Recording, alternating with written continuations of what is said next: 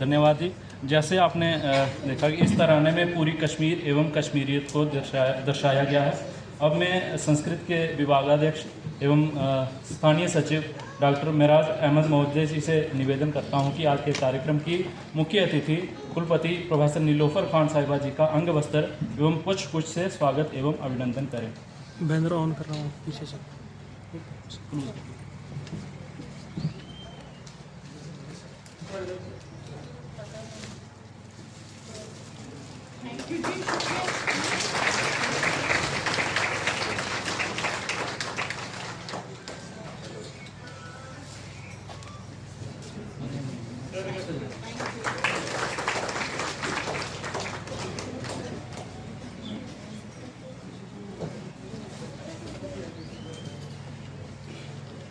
अब मैं संस्कृत विभाग के associate professor doctor Kartar Chand Sharma ji से आग्रह करती हूँ कि परिषद के अध्यक्ष प्रोफेसर जटाशंकर जी का अंग वस्त्र एवं पुष्पगुच्छ से स्वागत एवं अभिनंदन करें।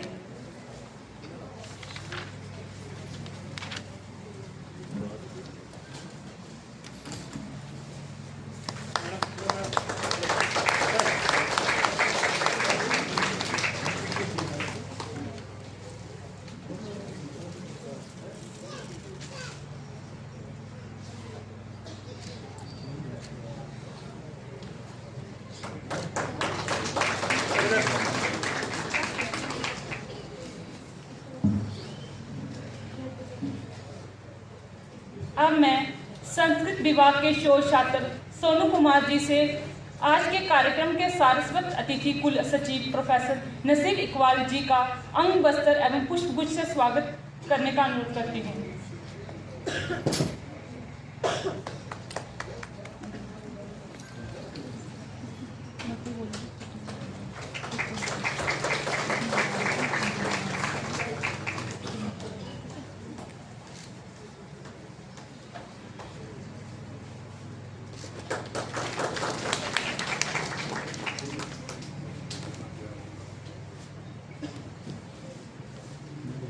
अब मैं संस्कृत विभाग की शोध छात्रा संदीपा जी से अनुरोध करती हूँ कि परिषद के प्रधान सचिव प्रोफेसर JKS दुबे जी का अंग वस्त्र एवं पुष्पगुच्छ से स्वागत करें।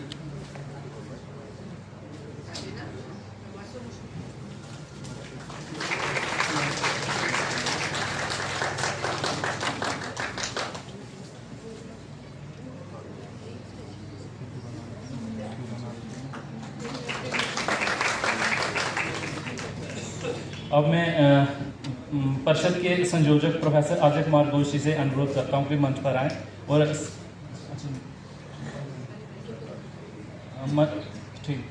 अब संस्कृत विभाग के शोध छात्रा प्रिया कुंडल जी प्रधान अध्यक्ष अखिल भारतीय दर्शन परिषद प्रोफेसर ER मठावले जी का अंग वस्त्र एवं पुष्पगुच्छ से स्वागत करें।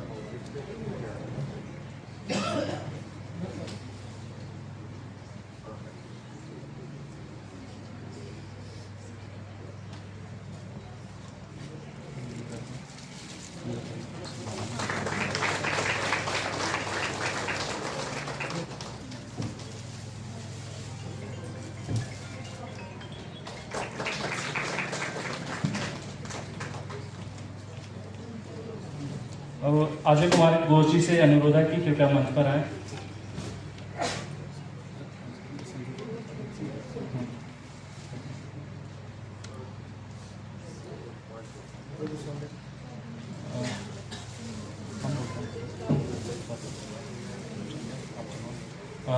आप परिषद के संयोजक प्रोफेसर अजय कुमार घोष जी हैं। संस्कृत की शोध छात्रा ज्योति शर्मा से अनुरोध करता हूं कि अंग वस्त्र एवं पुष्प से अभिनंदन स्वागत करें।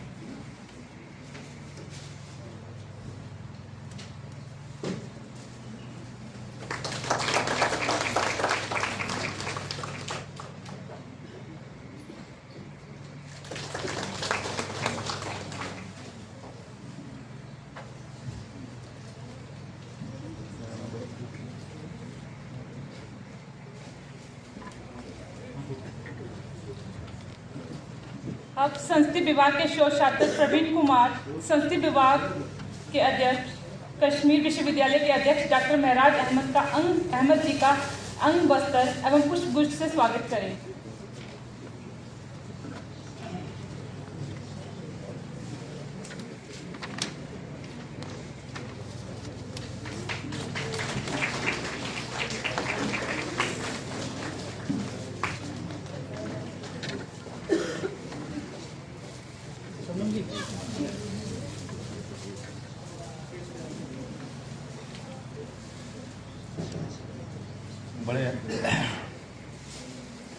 हर्ष की बात है कि इस सदन में अखिल भारतीय दर्शन परिषद के प्रथम अधिवेशन के साक्षी हम लोगों के गुरु प्रोफेसर एस.के. सेठ जी विराजमान हैं। मैं चाहूँगा कि उनका स्वागत शाल और शीरों से।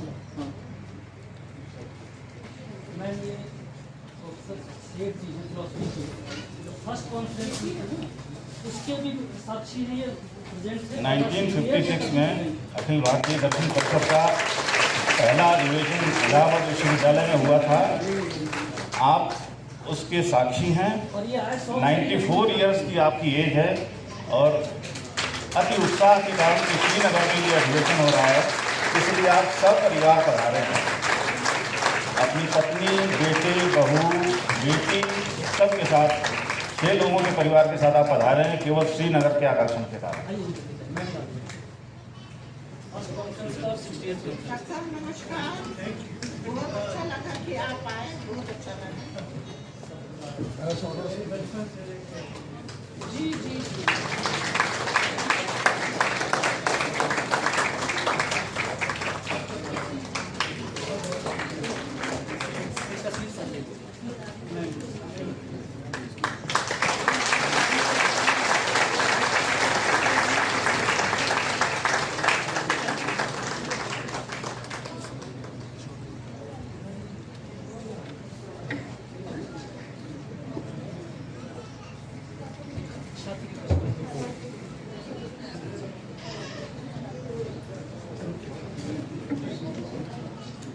धन्यवाद। अतिथियों के औपचारिक स्वागत के लिए मैं संस्कृत विभाग अध्यक्ष डॉक्टर महराज अहमद महोदय जी से निवेदन करती हूँ कि कृपया माननीय अतिथियों का स्वागत करें।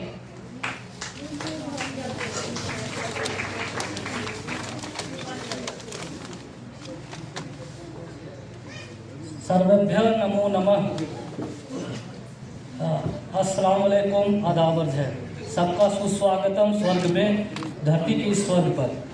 मैं डॉक्टर महराज अहमद संस्कृत विभाग की ओर से मंच पर विराजमान तथा 68वें अखिल भारतीय दर्शन परिषद की इस अधिवेशन के मुख्य अतिथि तथा उद्घाटन समारोह की अध्यक्षता का दायित्व का निर्वहन कर रही बहुमुखी प्रतिभा की धनी एवं परम विदुषी कश्मीर विश्वविद्यालय के सम्माननीय कुलपति महोदया प्रोफेसर नीलोफर खान साहिबा का हार्दिक अभिनंदन, हमारे इस कार्यक्रम में सुशोभित करने के लिए हार्दिक अभिनंदन करता हूँ, सादर नमन करता हूँ। प्रोफेसर नीलोफर खान साहिबा न केवल उच्च कोटि की विदुषी हैं, अभी तो कुशल प्रशासिका भी हैं। आपने कश्मीर विश्वविद्यालय के अनेक पदों को सुशोभित किया तथा कश्मीर विश्वविद्यालय का प्रथम महिला कुलपति होने का गौरव प्राप्त है, जो महिला सशक्तिकरण का जीवंत उदाहरण है। आपके सकारात्मक सहयोग एवं प्रोत्साहन के बिना इस कार्यक्रम का आयोजन संभव न हो पाता, अतः मैं आपका पुनः हार्दिक अभिनंदन करता हूँ, सादर नमन करता हूँ। आज के इस कार्यक्रम के सारस्वत अतिथि योग्य, कर्मठ एवं सर्वगुण संपन्न कश्मीर विश्वविद्यालय के कुल सचिव प्रोफेसर नसीर इकबाल साहब का भी अभिनंदन करता हूँ। अद्भुत व्यक्तित्व एवं अद्वितीय कार्यशैली से संपन्न हमारे सम्मानीय कुल सचिव के विषय में यह कहा जाए कि ये कश्मीर विश्वविद्यालय के बहुमुखी विकास एवं प्रगति के ध्वजवाहक हैं तो कोई अतिशयोक्ति नहीं होगी। मैं विभाग की ओर से पुनः आपका स्वागत करता हूँ। मैं संस्कृत विभाग की ओर से अखिल भारतीय दर्शन परिषद के अध्यक्ष प्रोफेसर जटाशंकर जी का हार्दिक अभिनंदन करता हूँ, वंदन करता हूँ। भारतीय दर्शन एवं संस्कृति के प्रचार एवं प्रसार के ध्वजवाहक श्री जटाशंकर जी का इस अधिवेशन को आयोजित करने के लिए अवसर प्रदान करने हेतु मैं हृदय से आभारी हूँ तथा धरती के स्वर्ग में आपका अभिनंदन करता हूँ। आज के इस कार्यक्रम के समन्वयक प्रोफेसर अजय घोष जी का भी हार्दिक अभिनंदन करता हूँ, जिन्होंने निरंतर कार्यक्रम के आयोजन के लिए प्रोत्साहित किया। आज के इस कार्यक्रम के बीच बिंदु प्रवक्ता एवं दर्शन के मर्मज्ञ विद्वान तथा 68वें अखिल भारतीय दर्शन परिषद के प्रधान सभापति प्रोफेसर E.R. मठावले जी का भी हार्दिक अभिनंदन करता हूँ। मैं अखिल भारतीय दर्शन के महासचिव, विश्व स्तरीय दर्शन मर्मज्ञ एवं दर्शन के विकास के पुरोधा मंच पर विराजमान प्रोफेसर ज्योति स्वरूप दुबे जी का भी हार्दिक अभिनंदन करता हूँ।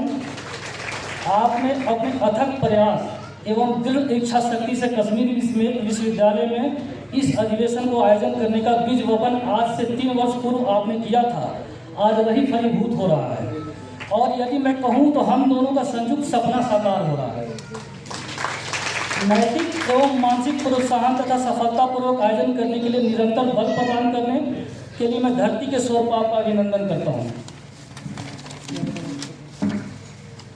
मैं पुनः मंच पर आसीन कुलपति महोदया निलोफर खान साहिबा से विनम्र निवेदन करता हूं कि संस्कृत विभाग के प्रोत्साहन एवं संवर्धन हेतु भारतीय ज्ञान परंपरा एवं दर्शन शास्त्र Indian knowledge system and philosophy का केंद्र संस्कृत विभाग को बनाया जाए।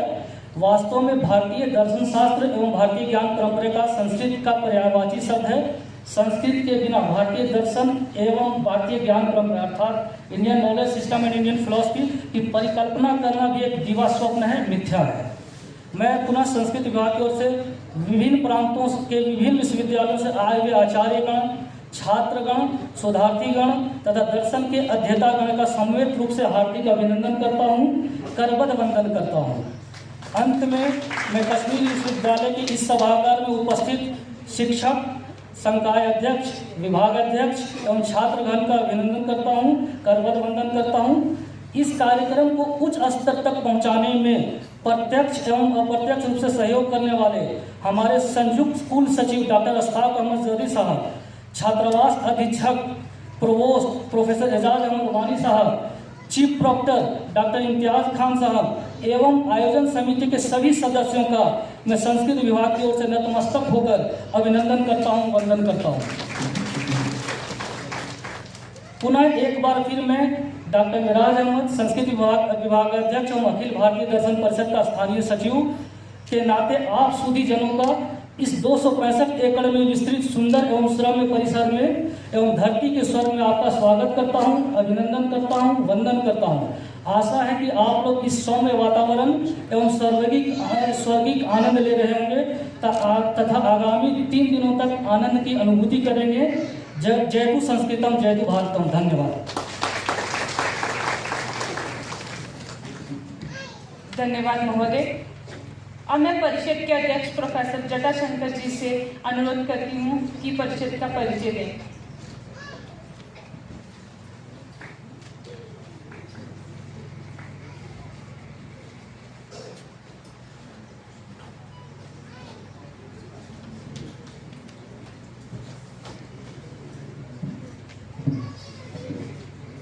अखिल भारतीय दर्शन परिषद के 68वें अधिवेशन की मुख्य अतिथि, बहुमुखी प्रतिभा संपन्न कश्मीर विश्वविद्यालय की कुलपति महोदया, मंच पर उपस्थित 68वें सत्र के प्रधान सभापति E.R. मठवाले साहब, कुल सचिव महोदय, परिषद के सचिव ज्योति स्वरूप दुबे जी, सभागार में उपस्थित मेरे गुरुदेव प्रोफेसर S.K. सेठ साहब, मित्रगण, प्रतिभागी, शिक्षक एवं शोध छात्र,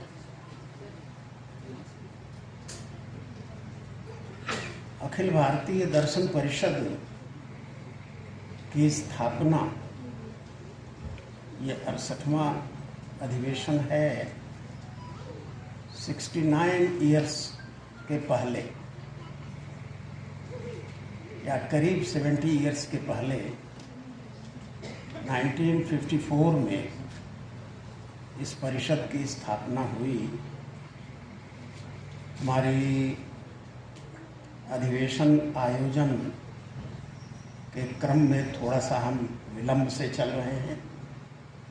हम इस तपोभूमि और धरती के स्वर्ग कश्मीर में 68वां अधिवेशन कर रहे हैं, 68। 1924 69th अधिवेशन जो होगा, अगर वो 2024 के अंतर्गत हो गया तो हम अपडेट हो जाएंगे। ये विलंब कुछ तो कोविड-19 की देन है और कुछ अन्य प्रकार की कठिनाइयाँ। परिषद की स्थापना का प्रयोजन हम लोग देख रहे हैं। परिषद के प्रथम अधिवेशन के साक्षी प्रोफेसर एस.के. सेठ इस सभा में उपस्थित हैं। उन्होंने मुझे सिंबॉलिक लॉजिक पढ़ाया है। उनके सामने परिषद का इतिहास बताने में कुछ संकोच भी है, क्योंकि 54 में जब इसकी स्थापना हुई थी तो लगभग उसी समय मेरा जन्म हुआ था। लेकिन फिर भी गुरुजनों से जो कुछ सुना है इसके विषय में, इस परिषद की स्थापना का उद्देश्य यह था कि मुख्य रूप से हिंदी भाषा और सामान्यतः भारतीय भाषाओं के माध्यम से दर्शन शास्त्र का विकास, संवर्धन, लेखन और वाचन किया जाए। इसके पहले 1925 में इंडियन फिलॉसफी कांग्रेस की स्थापना हो चुकी थी। डॉक्टर सर्वपल्ली राधाकृष्णन और गुरुदेव रविंद्रनाथ टैगोर के प्रयास से कांग्रेस की स्थापना हुई थी 1925 में। उसके बाद का दूसरा जो ऑर्गेनाइजेशन बना फिलॉसफी का, वो अखिल भारतीय दर्शन परिषद बना। प्रांतीय एसोसिएशंस भी हैं और बहुत अच्छे आयोजन कर रहे हैं। हम सबका प्रयोजन तो एक ही है, और प्रयोजन यह है कि दर्शन शास्त्र विषय के संवर्धन और विकास के लिए जो कर सकते हैं वो करते रहें। क्योंकि अभी जैसे डॉक्टर मिराज अहमद ने कहा कि भारत की जो संपदा है वह तो इसकी फिलॉसफी और इसके कल्चर में ही निहित है। हमारा जो मुख्य योगदान रहा है फ्रॉम द वेरी बिगिनिंग, शुरुआत से ही, वो मुख्य योगदान यही था कि हमने समृद्ध दर्शन और समृद्ध संस्कृति का निर्माण किया। और उस क्षेत्र में अखिल भारतीय दर्शन परिषद का अपना योगदान है। निरंतर उस योगदान में वृद्धि हो रही है। कभी शायद 2009 की बात होगी, जम्मू विश्वविद्यालय में अधिवेशन हुआ था और वहाँ के कुलपति महोदय से मैंने निवेदन किया था कि किसी विश्वविद्यालय में दर्शन विभाग का न होना खटकता है। वहाँ भी संस्कृत विभाग ने आयोजन किया था। मैं कुलपति महोदया से इस अधिवेशन में पुनः वही निवेदन दोहराता हूँ कि कश्मीर विश्वविद्यालय में भी एक स्वतंत्र दर्शन विभाग विकसित किया जाए,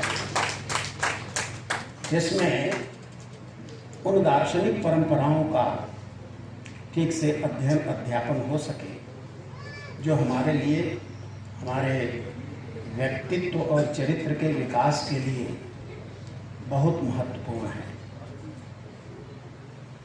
मैं परिषद के परिचय के रूप में केवल इतनी ही बात कहना चाहता हूँ। परिचय में ज़्यादातर डेलीगेट्स जो आए हुए हैं वो इससे सुपरिचित हैं। नए शोध छात्र जो ज्वाइन कर रहे हैं उनके लिए ये बात नई हो सकती है कि इंडियन फिलॉसफी कांग्रेस के साथ ये होता है कि एक ऑर्गेनाइजेशन था तो दूसरे की जरूरत क्यों पड़ी। इंडियन फिलॉसफी कांग्रेस के साथ ये रिस्ट्रिक्शन था कि केवल इंग्लिश लैंग्वेज में ही वो हो सकता था। स्वतंत्रता के बाद के दशक में यह संकल्प किया कुछ मनीषियों ने, जिनमें मेरे स्मरण में हमारे गुरुदेव प्रोफेसर संगमलाल पांडे जी और मनीषी यशदेव शल्य जी की मुख्य भूमिका थी। और उन लोगों ने इस परिषद की स्थापना इस प्रयोजन से किया कि अब भारतीय भाषाओं में भी दर्शन का विकास और इसके लेखन और पठन पाठन की व्यवस्था की जाए, और उसके विकास और विस्तार के लिए इस परिषद की स्थापना उन्होंने किया। मैं इस समृद्ध परंपरा वाली तपोभूमि, अभी इस भूमि का परिचय देते हुए हम लोगों ने ये सुना कि यहाँ संस्कृत भाषा के माध्यम से अनेक ग्रंथों, जिनमें अब किसका किसका नाम गिनाएं, लेकिन अभिनव गुप्त ने जो कार्य किया, जो कश्मीर शैविज्म की परंपरा यहाँ की रही, और समृद्ध सूफी परंपरा जो इस धरती पर पनपी और विकसित हुई, उन दोनों परंपराओं का स्मरण करने के लिए हम लोगों ने इस बार केंद्रीय विषय इन्हीं दोनों बिंदुओं को रखा है। मैं आशा करता हूँ और ईश्वर से प्रार्थना भी करता हूँ कि हम लोगों की यह यात्रा निर्विघ्न चले, और जब तक कुछ करने लायक है तब तक कुछ न कुछ दर्शन के विकास के लिए करते रहा जाए। प्रोफेसर सेठ को देख करके ऐसा अनुभव होता है, अंदर से ऐसा अनुभव होता है कि अभी अपने को रिटायर्ड मानना ठीक नहीं। हमारे गुरु जी बैठे हुए, तो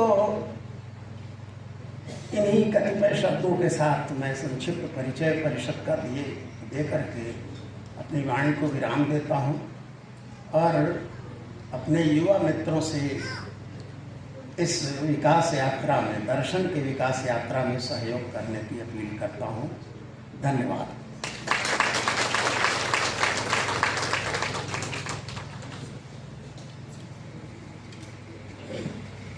धन्यवाद महोदय, आपने हमें परिषद से अवगत करवाया। अब मैं इस अधिवेशन के समन्वयक प्रोफेसर अजय कुमार घोष जी से निवेदन करती हूँ, कृपया आज के कार्यक्रम पर चर्चा करते हुए उसके महत्व पर प्रकाश डालें।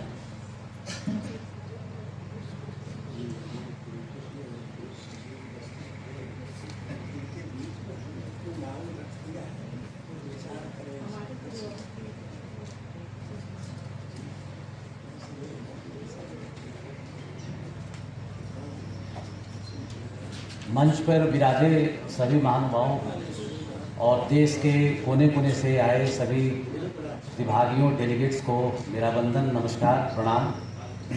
मैं बहुत ही ब्रीफ में ये जो कश्मीर में कॉन्फ्रेंस हो रहा है, इसके बारे में बहुत ब्रीफ में कुछ बात शेयर करना चाहूँगा आपसे। इसमें कोई अतिशयोक्ति नहीं होगी कि यदि मैं ये कहूँ कि इस कॉन्फ्रेंस के एम्ब्रायोनिक स्टेज से मैं जुड़ा हुआ हूँ। हुआ ये वाकया हुआ कि मैं बाई रोड अहमदाबाद जा रहा था। उसी समय किसी दोस्त ने मुझे ये सूचना दी कि माननीय मनोज सिन्हा साहब एलजी बन गए हैं यहाँ के। इमीडिएटली मैंने दुबे जी को फ़ोन किया और कहा कि लगता है कि अब हम लोग नेक्स्ट कॉन्फ्रेंस कश्मीर में ही करेंगे। और फिर बात हुई, फिर मैंने एलजी ऑफिस से संपर्क किया। मैंने कहा कि कश्मीर शैविज्म पर हम लोग एक कॉन्फ्रेंस करने की सोच रहे हैं। तो वहाँ से आया कि आप उसके साथ सूफीवाद को भी जोड़िए। फिर मैंने कहा कि नहीं, हम लोग का एक प्लान तो था, तो फिर सुखीवाद जुड़ा इस कॉन्फ्रेंस का केंद्रीय विषय के रूप में। फिर हम लोग 2021 में मैं और प्रोफेसर दुबे, चूँकि दुबे को मैं देख चुका था भोपाल कॉन्फ्रेंस में, बहुत नज़दीक से जुड़ा हुआ था, और प्रोफेसर दुबे बहुत जुनूनी व्यक्ति हैं, जिस चीज़ को ठान लेते हैं बहुत सफलतापूर्वक उसको अंजाम तक ले जाते हैं। फिर 2021 में हम लोग आए, इसी बीच में कश्मीर यूनिवर्सिटी में हम लोगों ने प्रोफेसर निराज अहमद को खोजा, इनसे संपर्क स्थापित किया गया। 2021 में हम लोग आए और हम लोग को कहा गया कि आप एलजी हाउस से ऐसा इन्फॉर्मेशन आया हम लोग के पास कि आप मिलिए। तो तत्कालीन एडवोकेट जनरल थे मिस्टर रैना, उनके घर पर हम लोगों को कहा गया कि आप जाइए वहाँ गए। कुछ लोग बाहर के लोग थे, मिले, और वो कहते हैं कि एक के साथ एक फ्री। उन लोगों ने हमको ऑफर दिया कि आप कश्मीर में तो करिए ही, नेक्स्ट कॉन्फ्रेंस आप अपना लद्दाख में करें, हम टोटली स्पॉन्सर करें। लेकिन इसी बीच में ऐसी स्थिति हुई, फिर कुछ परिषद के ही सदस्यों का कुछ उसमें रोल रहा, किसी कारण से वो टल गया। कोविड भी आ गई। नहीं, कोविड से बाद की बात हम कर रहे हैं, टल गया। इसके बाद मैंने बताया ना कि प्रोफेसर JS दुबे बहुत जुनूनी व्यक्ति हैं, उन्होंने छोड़ा नहीं, और तब फिर अगेन फिर प्रयास स्टार्ट हुआ, और फिर हम लोग लगे इसमें। और फिर माननीय कुलपति महोदया का और कुल सचिव महोदया का बहुत बहुत धन्यवाद, और बहुत बहुत धन्यवाद जिनके कारण ये संभव हो पाया। ये छोटी सी जर्नी है इस कार्यक्रम का, तो बहुत बहुत धन्यवाद, थैंक यू।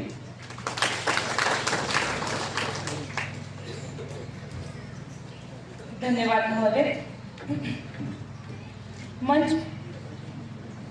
मंच पर विराजमान अतिथियों से अनुरोध है कि अखिल भारतीय दर्शन परिषद द्वारा प्रकाशित दार्शनिक त्रैमासिक नामक पत्रिका का विमोचन करें। जैसे वो पत्रिका के संपादक गण भी उपस्थित हो जाए मंच पे।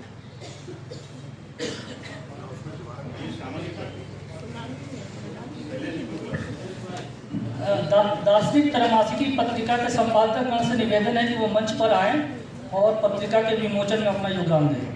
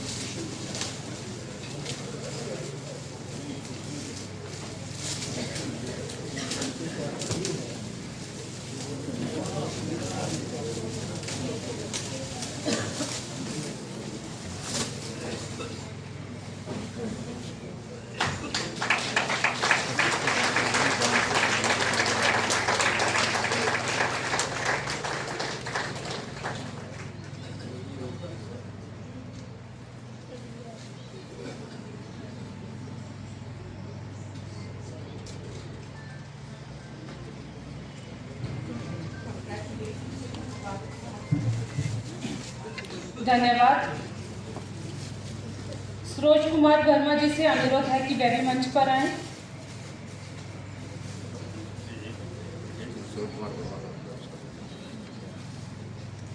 प्रोफेसर सरोज कुमार वर्मा जी भीमराव अंबेडकर बिहार विश्वविद्यालय में दर्शन शास्त्र विभाग के प्रोफेसर हैं और ओशो पर बहुत गंभीर काम करते हैं।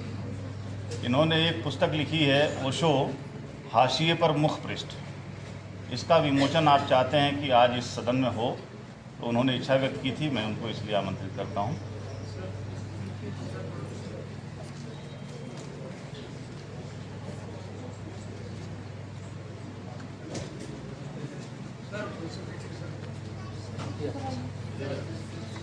तो ये लीजिए, है ना?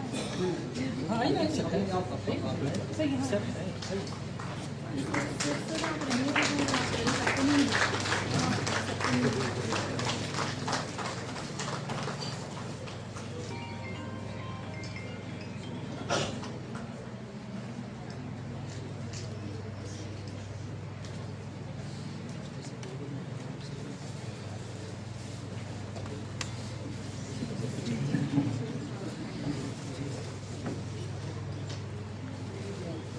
धन्यवाद।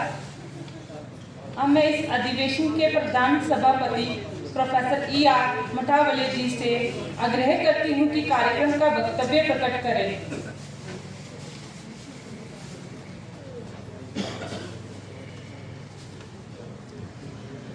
सम्मान्य मंच, सभागार में उपस्थित श्रोता,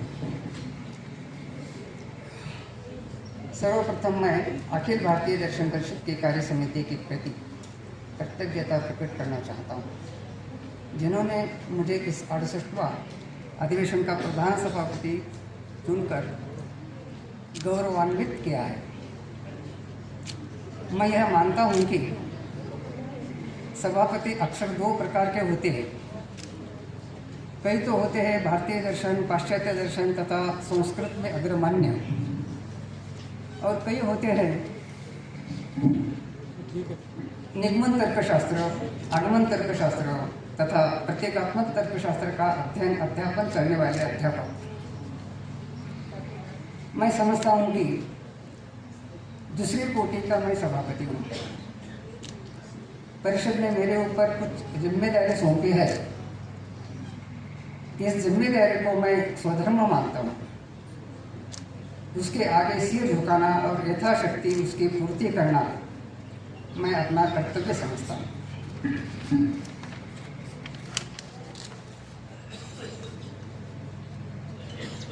प्रस्तुत भाषण दर्शन और रोटी का अध्ययन भारतीय परिप्रेक्ष्य में परीक्षण करने हेतु एक विनम्र प्रयास किया गया है। अधिकांश विवेचन मेरे अनुभवी अध्ययनों पर आधारित है। इसके अतिरिक्त यह विश्लेषण 20 एवं 21वीं शताब्दी के अनेक विद्वानों और शैक्षिक क्षेत्र के व्यक्तियों के चिंतन पर भी आधारित है। आज 50 वर्ष पूर्व भारत गरीबी के अंतर्गत दिखाई देता था।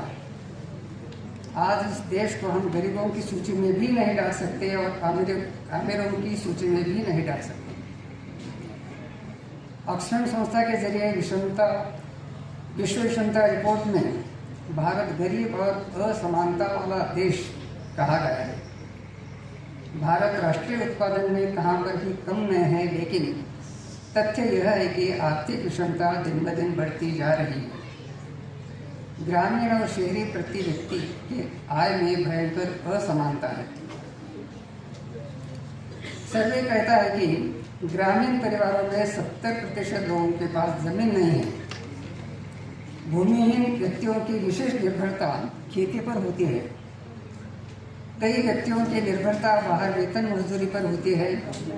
कई लोगों को जब कभी काम मिलता है उस समय काम करते, जिस दिन काम नहीं उस दिन बेरोजगार। देश में गरीबों की संख्या अधिक होती जा रही है। यहाँ अमीर अमीर होते जा रहे हैं और गरीब गरीब होते जा रहे हैं। अभी 1 महीना पहले दिल्ली में एक NGO इस संस्था ने कहा है कि आर्थिक विवंचना के कारण करीब 50% वृद्ध डॉक्टर की तरफ जाते नहीं। इस तरह के कई चौंकाने वाले अनेक उदाहरण हैं। कोई भी वस्तु या संकल्पना जिसका जुड़ाव हमारे जीवन से होना चाहिए। यदि जीवन से जुड़ाव नहीं है तो वह निरर्थक एवं अनुपयोगी सिद्ध होती है। दर्शन शास्त्र में हम कई संप्रतियों की चर्चा करते हैं। परलोक, मोक्ष, आत्मा, ईश्वर आदि आदि। दर्शन शास्त्र ने ईश्वर के संबंध में बहुत कुछ कहा है। ईश्वर अस्तित्व के संबंध में बहुत दलीलें दी जाती हैं, जैसा कि विश्व मूलक युक्ति, सत्ता मूलक युक्ति, उद्देश्य मूलक युक्ति आदि आदि। वर्तमान में शिक्षित या लिखे पढ़े वाले लोग ऐसी युक्तियाँ या दलीलें के बारे में कोई रुचि दिखाई नहीं देती। ईश्वर के बारे में मार्टिन क्या कहता है और कांट क्या बोल रहे हैं, इसके बारे में भी उनका कोई लेना देना नहीं। साधारण लोग तो इतना ही जानते हैं कि दर्शन शास्त्र की पुस्तकों में पाप, पुण्य, कर्म, मोक्ष, आत्मा, ईश्वर के बारे में बहुत कुछ साहित्य है। वे इतना ही मानते हैं कि ईश्वर का अस्तित्व है, उनका भरोसा हो जाता है। फिर मंदिर और धर्म की ओर वे झुक जाते हैं। आगे अंधविश्वास का बाजार खुलने लगता है। मैं समझता हूँ कि हमें इसे रोकना होगा। मैं यह मानता हूँ कि दर्शन शास्त्र के अध्यापकों का काम केवल इस तरह के संप्रत्यों को पढ़ाना इतना सीमित नहीं है। छात्रों को कुछ वैज्ञानिक दृष्टिकोण देना यह भी एक फर्ज है। 20वीं तथा 21वीं शताब्दी में दर्शन के क्षेत्र में अनेक मूर्धन्य विद्वानों ने अपने अपने दार्शनिक विधाओं में नए मानक प्रस्तुत किए हैं, चाहे वह दर्शन का महिमा हो या खंडन हो। मैं यह मानता हूँ कि यह आधुनिक विद्वान भी दर्शन के क्षेत्र में पुराने तथा नए यात्रियों के लिए प्रेरणा स्रोत है। मैं यह भी मानता हूँ कि वर्तमान विद्वानों का विचार हमें समझ लेना जरूरी है। इस संबंध में दर्शन शास्त्र के एक अध्यापक डॉक्टर डी बंदिष्टी जी ने बहुत कुछ काम किया है। इंदौर के शासकीय कला एवं वाणिज्य महाविद्यालय में वे दर्शन शास्त्र के अध्यापक थे। अभी कुछ वर्ष पहले उनका देहांत हुआ है। डॉक्टर बंदिष्टी जी दर्शन पत्रिका या दर्शन का मंच छोड़कर जब ईश्वर से संबंधित लिखते या भाषण देते हैं, उस समय उनके विचार आसानी से समझ में आते हैं। लेकिन जब हम दर्शन शास्त्र में ईश्वर का स्वरूप देखते हैं तो बड़े कठिन शब्दों को सामना करना पड़ता है, कई दलीलें देना पड़ता है, आखिर हाथ को कुछ लगता ही नहीं। डॉक्टर बंदिष्टे जी का यह कहना है कि कुछ लोग गलत बयानबाजी करते हैं। जब यह विश्व चल रहा है तो चलने वाला कोई ना कोई होना चाहिए, चलने वाला कोई ना कोई होना चाहिए। डॉक्टर बंदिष्टे जी स्पष्ट रूप से कहते हैं कि यह सब गलत है। ईश्वर नाम की कोई चीज़ है ही नहीं। डॉक्टर बंदिष्टे जी का कहना है कि समाज में डॉक्टर, इंजीनियर, न्यायाधीश तथा बड़े बड़े अफसर होते हैं। ऐसे लोग आध्यात्मिक क्षेत्र में एक तरह के बाल बुद्धि के होते हैं। ऐसे लोगों को स्वयं को ईश्वर की आवश्यकता महसूस होती है। इस तरह के लोगों को डॉक्टर बंदिष्टे साहब आध्यात्मिक बालक कहते हैं। दर्शन शास्त्र में परलोक या पुनर्जन्म के संबंध में भी खूब चर्चा होती है। पाणिनि दर्शन में तो कहा है कि पुनर्जन्म परलोक को मानने वाले आस्तिक और परलोक को न मानने वाले नास्तिक। इस्लाम दर्शन में तो पुनर्जन्म को कोई स्थान नहीं है। ईसाई भी पुनर्जन्म को बिल्कुल मानते ही नहीं, केवल हिंदू में ही पुनर्जन्म को मान्यता देते हैं। इस विषय पर शोध पत्र लिखने वाले तथा पीएचडी करने वाले छात्रों की संख्या भी कमी नहीं है। क्या इस तरह का अभ्यास हमें सामाजिक प्रगति की ओर ले जा सकता है? इस बात पर हमें गंभीरता से सोचना चाहिए। समग्र अंधविश्वास निर्मूलन के कार्यकर्ता डॉक्टर नरेंद्र दावोदकर जी ने कहा है कि पुनर्जन्म के संबंध में राजस्थान यूनिवर्सिटी में लगभग 700 घटनाओं का अध्ययन किया है, लेकिन हाथ को कुछ लगा नहीं। आखिर इस यूनिवर्सिटी ने यह शोध विभाग ही बंद कर दिया है। अब इस घटना के बाद तो पुनर्जन्म पर होने वाले शोध, पीएचडी कम होना चाहिए, लेकिन यह शोध जारी है। इस देश में इस विषय पर इतने पैसा खर्च करना मुझे जरूरी नहीं लगता। भारत गरीब देश है या नहीं यह बात विवादित हो सकती है, लेकिन यहाँ के ज़्यादा से ज़्यादा लोग गरीबी में गुजारा करते हैं, इसमें कोई संदेह नहीं है। हमें इस पर भी ध्यान देना होगा। भारतीय दर्शन और 21वीं शताब्दी में बहुत कुछ अंतर है। आज से 2-3 हज़ार वर्ष पूर्व जो बात कही है, क्या उस बात का वर्तमान में मेल खाता है? कुछ दार्शनिकों ने कहा है कि यह विश्व मिथ्या है। कुछ दार्शनिकों ने इस संसार को दुखमय माना है। कुछ पाश्चात्य विद्वानों ने भारतीय दर्शन का अध्ययन किया और उन्होंने कहा है कि यह दर्शन निराशावादी है, यह दर्शन अंधकार में है, यह दर्शन दुखात्मक है, आदि आदि। इस विषय पर टीका टिप्पणी करने वाले आधुनिक विद्वानों का क्या कहना है, यह जानने का मैं प्रयास किया। महाराष्ट्र के जाने माने अध्यापक तथा चिंतक डॉक्टर निर्मल कुमार फड़कुले जी का कहना है कि जीवन एक भ्रांति है या सत्य, इस पर कई दार्शनिकों ने अपना मंतव्य दिया है। यह जीवन सुखमय है या दुखमय है, इस पर भी विवाद हो सकता है। शायद अंतिम सत्य की दृष्टि से जीवन एक क्षणिक अर्थहीन बुलबुला भी हो सकता है, लेकिन इतनी गंभीरता की गहराई में हमें साधारण मनुष्य को नहीं उतरना। जीने का आनंद और अक्कड़ हमें निरंतर रखना है। दर्शन के इलाके में जाकर हमें यह खुशियाँ गंवाना नहीं है।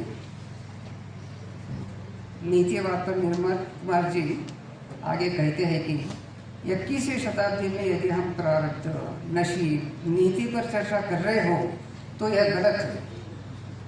हमें यह खेल बंद करना चाहिए।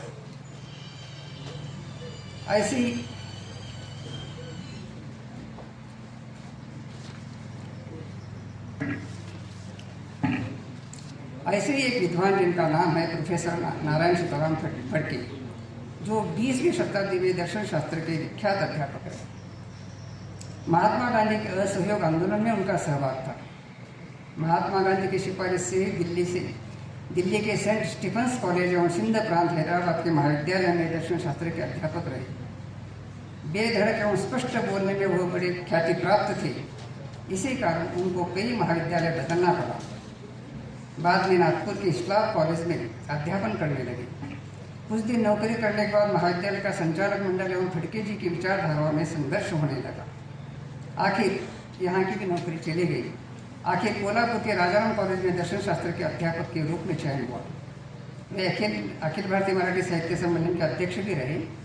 उन्होंने करीब 200 पुस्तकें लिखी है। 33 वर्ष दर्शन शास्त्र का अध्यापन करने वाले प्रोफेसर फड़के साहब दर्शन शास्त्र को शुष्क कहने वालों को चुनौती देते रहे। वह कहते थे, मेरा व्याख्यान सुनो और बाद में बताइए कि क्या सही मायने में दर्शन शास्त्र दुर्गुण एवं शुष्क है। फड़के साहब की ख्याति दूर दूर तक फैलती गई। मुंबई एवं पुणे के छात्र भी यहाँ दाखिला लेते।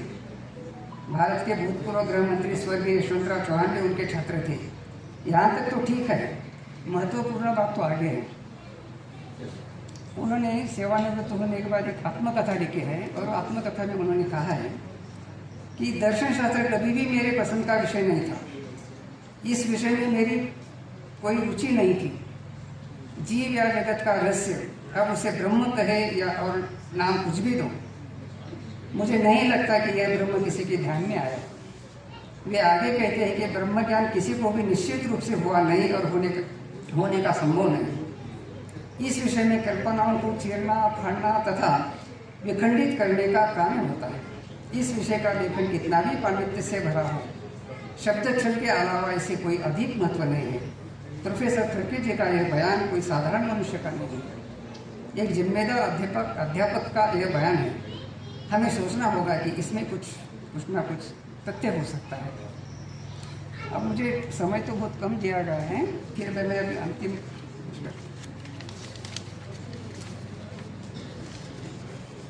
अब ये जो सब लोग हैं ये प्योर फिलॉसफी को विरोध करने वाले हैं। अप्लाइड फिलॉसफी जो है, अप्लाइड फिलॉसफी को मानने वाले लोग हैं और बहुत कुछ लोग हैं, लेकिन अभी समय नहीं आया हमारे पास। तो अब आखिर में दर्शन शास्त्र के अध्यापकों को एक छोटा सा सुझाव है। हम दर्शन शास्त्र के अध्यापक तथा दर्शन प्रेमी दर्शन शास्त्र पर पुस्तकें लिखते हैं। विशेष रूप से भारतीय, पाश्चात्य और नीति दर्शन के बारे में मैं कह रहा हूँ। ऐसे पुस्तकों का विश्वविद्यालयों के पाठ्यक्रम में संदर्भ के रूप में समावेश किया जाता है। मैं आपसे प्रार्थना करता हूँ कि सभी अध्याय के बाद अंत में 2 परिशिष्ट रखें। पहला परिशिष्ट में पुस्तक के सभी अध्ययन से संबंधित वैज्ञानिक दृष्टि एवं वैज्ञानिक की क्या सोच है इसके संबंध में विवेचन करें। और दूसरे परिशिष्ट में तथ्य, जो फैक्ट है, तथ्य संबंधी चर्चा की आवश्यकता है। दर्शन शास्त्र में हम जो भी संप्रदाय तथा दार्शनिकों की चर्चा करते हैं उस संप्रदाय की वर्तमान काल में क्या प्रासंगिकता है, इस संप्रदाय के संबंध में लोग क्या कह रहे हैं। आज के विद्वान, सामाजिक कार्यकर्ता, अध्यापक, वैज्ञानिक, बुद्धिवादी संगठन, अंधविश्वास निर्मूलन के कार्यकर्ता आदि विद्वान या संगठन के द्वारा हमारे समक्ष क्या विचार रखे हैं, इस विचारों पर हमें ध्यान देना आवश्यक है। यह सामग्री परिशिष्ट में दिया है, इसका मतलब यह नहीं कि यह साहित्य पाठ्यक्रम से संबंधित नहीं है। पाठ्यक्रम का यह भी एक अविभाज्य हिस्सा है तथा विश्वविद्यालय के प्रश्न पत्र में भी अनिवार्य रूप से परिशिष्ट से संबंधित प्रश्न पूछना चाहिए। कुछ लोग इस सूचना पर भी आपत्ति जताने का संभव है, जैसा कि दर्शन अलग है, विज्ञान अलग है, दर्शन का विज्ञान से संबंध नहीं है। कुछ लोग कहेंगे कि जहाँ विज्ञान समाप्त होता है वहाँ दर्शन की शुरुआत होती है आदि आदि। यह सब बातें दर्शन के लोग ज्ञात हैं। दर्शन और विज्ञान का संबंध क्या है इसकी भी जानकारी है तथा अंतर क्या है इसकी भी जानकारी होती है। परलोक, पुनर्जन्म, ईश्वर, आत्मा आदि के बारे में दर्शन में कुछ भी चर्चा हो, लेकिन साथ में छात्र या जिज्ञासु को यह भी बताए कि विज्ञान क्या कह रहा है, विज्ञान की विधि क्या है, तथ्य क्या है, आधुनिक विद्वान क्या कह रहे हैं, इसके संबंध में हम सोचना चाहिए। अभी 125 साल में ऐसे कई विद्वान हुए हैं, जैसा कि पेरियार, हिंदी साहित्य का प्रेमचंद, मानवेंद्र नाथ रॉय, महापंडित राहुल संकृतयन, अब्राहम कौर, यशपाल, रामविलास शर्मा, ज्योति बसु, हिंदी सिनेमा के नायक बलराज साहनी, गजानन मानव मुक्तिबोध, देवी प्रसाद चट्टोपाध्याय, A.B. शाह, साहिब लुधियानवी, भारत रत्न सत्यजीत राय, मधु लिम्हे, मणिशंकर अय्यर, हमीद दलवाई, डॉक्टर नरेंद्र दाभोलकर आदि आदि। भारतीय संविधान में वैज्ञानिक दृष्टि को महत्व दिया है। हम इसका पालन करते हुए दर्शन शास्त्र के पाठ्यक्रम में इस विवरण का समावेश करेंगे। भारत के दर्शन जगत में यह नया प्रयोग भी हो सकता है। प्रयोग करने के लिए क्या हर्ज है? अभी 15-20 दिन पहले युवा के TRS महाविद्यालय में एक वेबिनार का आयोजन किया गया था। हमारे अध्यक्ष, अखिल भारतीय दर्शन परिषद के अध्यक्ष आदरणीय प्रोफेसर डॉक्टर श्री शंकर जी ने कहा है कि भारतीय ज्ञान परंपरा को अपने जीवन में उतारना होगा। मैं उन्हें धन्यवाद देता हूँ। मैं कोई विशुद्ध दर्शन या प्राचीन विद्या को विरोध नहीं कर रहा हूँ। मेरी यह धारणा है कि यह विद्या कभी भी मिटना नहीं चाहिए, लेकिन घनी आबादी वाला इस देश में रोटी की समस्या है, गरीबी की समस्या है। हमें इस देश में सामाजिक समस्याओं को प्राथमिकता देना भी आवश्यक है। आखिर में मुझे इतना ही कहना है कि हमें शुद्ध दर्शन से विशुद्ध दर्शन से अधिक अनुप्रयुक्त दर्शन के पक्ष में काम करने की आवश्यकता है। मैं आप सबको धन्यवाद देता हूँ। इतना बड़ा मंच मुझे मिला है।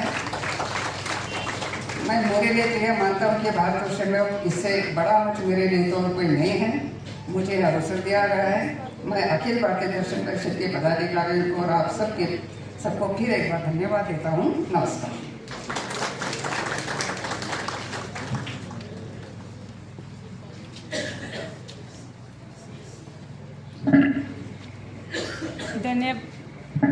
धन्यवाद महोदय।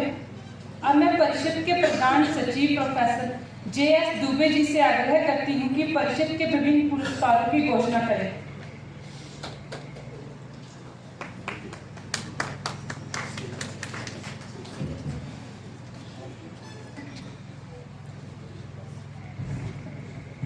सदाशिव समारंभां शंकराचार्य मध्यमां अस्मदाचार्य पर्यंतां वंदे गुरु परंपरां। सदाशिव से प्रारंभ करते हुए शंकराचार्य की तपस्थली को मध्य में रखते हुए और हमारी अपने गुरु को प्रणाम करते हुए, गुरु के भी गुरु महागुरु यहाँ बैठे हुए हैं सेठ सर, इस गुरु परंपरा को मैं सादर नमन करते हुए आप सभी का स्वागत, अभिनंदन और वंदन करता हूँ।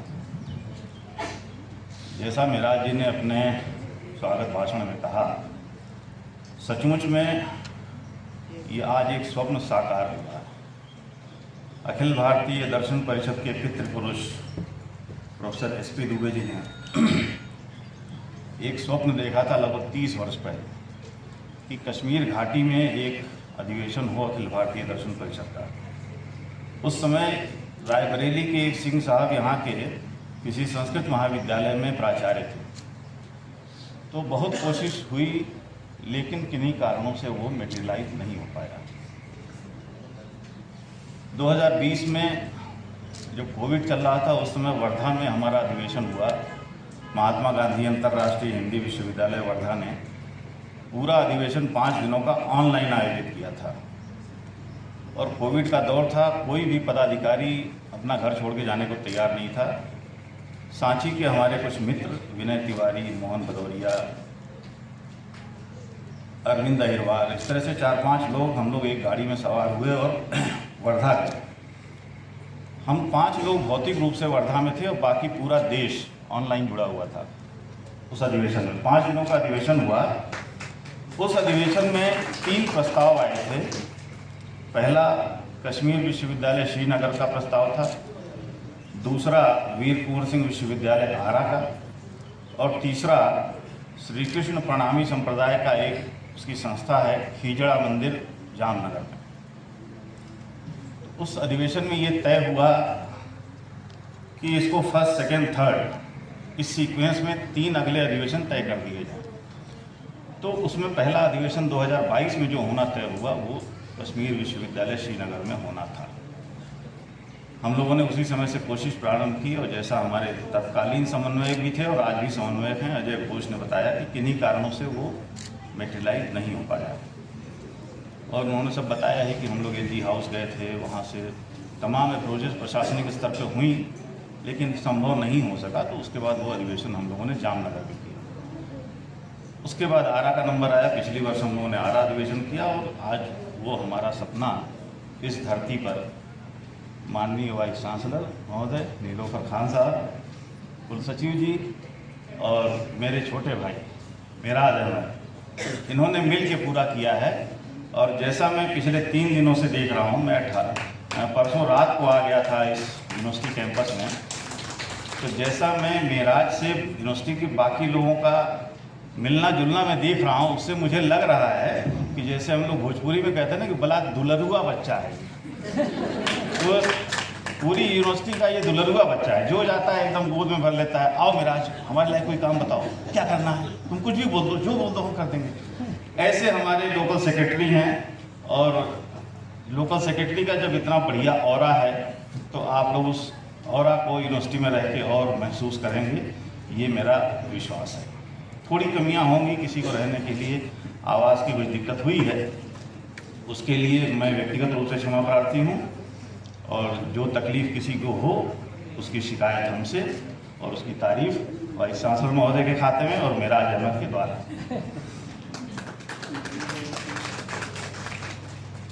मुझे यहाँ बुलाया गया है, दर्शन परिषद के माध्यम से कुछ पुरस्कार दिए जाते हैं। उसमें सबसे पहला पुरस्कार जो हम लोगों ने रखा है वो इसी दर्शन परिषद के वर्षों तक अध्यक्ष, मंत्री, संयुक्त मंत्री, विभिन्न पदों पर रहे प्रोफेसर एसपी दुबे के नाम पे उनके एक पुत्र, छोटे पुत्र, जो जबलपुर हाई कोर्ट में वकालत करते हैं, उन्होंने ये 2014 से प्रोफेसर एसपी दुबे के देहावसान के बाद ये पुरस्कार प्रारंभ किया।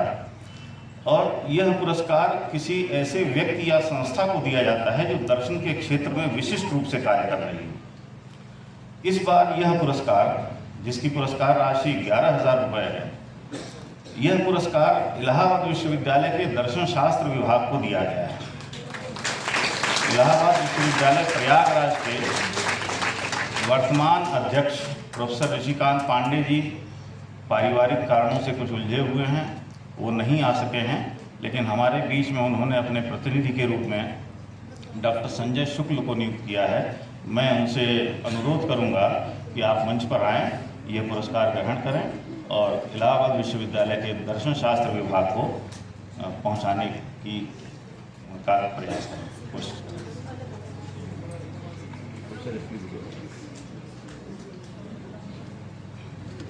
इसकी राशि ऑनलाइन दर्शन शास्त्र विभाग के खाते में प्रेषित कर दी गई है। यहाँ प्रमाण पत्र प्रदान किया जाता है। वही सामने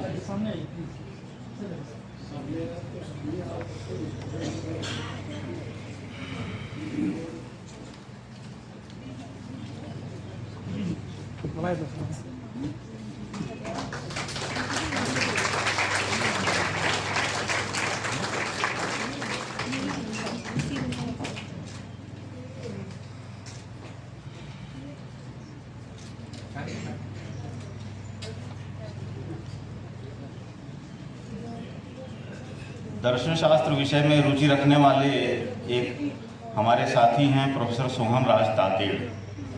उन्होंने 2015 से एक पुरस्कार प्रवर्तित किया है अपने पिताजी और माताजी के नाम पे, श्रीमती चंपा देवी मुल्तानमल तातेड़ आजीवन उपलब्धि पुरस्कार।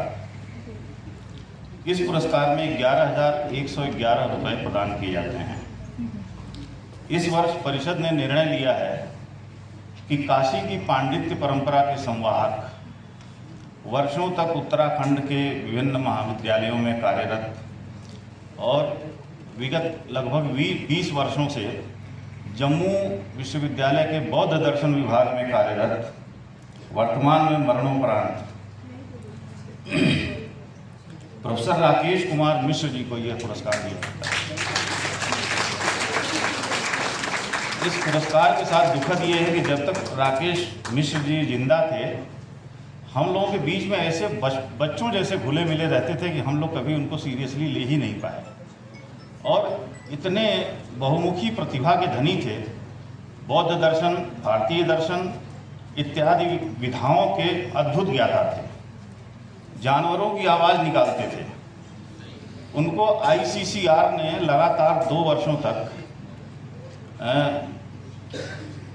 विदेशी विश्वविद्यालय में ICCR चेयर के रूप में रखा। 1 वर्ष के लिए मूलतः वो होता है, लेकिन उनकी प्रतिभा से आकर्षित होकर उस फॉरेन एम्बेसडर ने उनको भारतीय ICCR से निवेदन किया कि उनको 1 वर्ष के लिए और उनका एक्सटेंशन कर दिया जाए। तो इस तरह से वो 2 साल तक तो यूनिवर्सिटी ऑफ वेस्ट इंडीज़ में रहे और 1 साल और कहीं रूसी विश्वविद्यालय में रहे। इस तरह से 2 बार वो ICCR चेयर रहे, उनको ये पुरस्कार दिया जाता है। तो इसमें सबसे दुखद ये है कि वो स्वयं उपस्थित नहीं है, उनकी पत्नी भी नहीं है और उनका एकमात्र बच्चा, उनके परिवार में इस समय कोई नहीं है, भाई बंधु हैं, लेकिन उनके निकटतम सहयोगी रणंजय कुमार सिंह यहाँ हैं। मैं उनसे निवेदन करूँगा कि वह पुरस्कार लिखें और उनके परिवार तक जो भी लोग हैं उनको पहुँचाने का प्रयास करेंगे।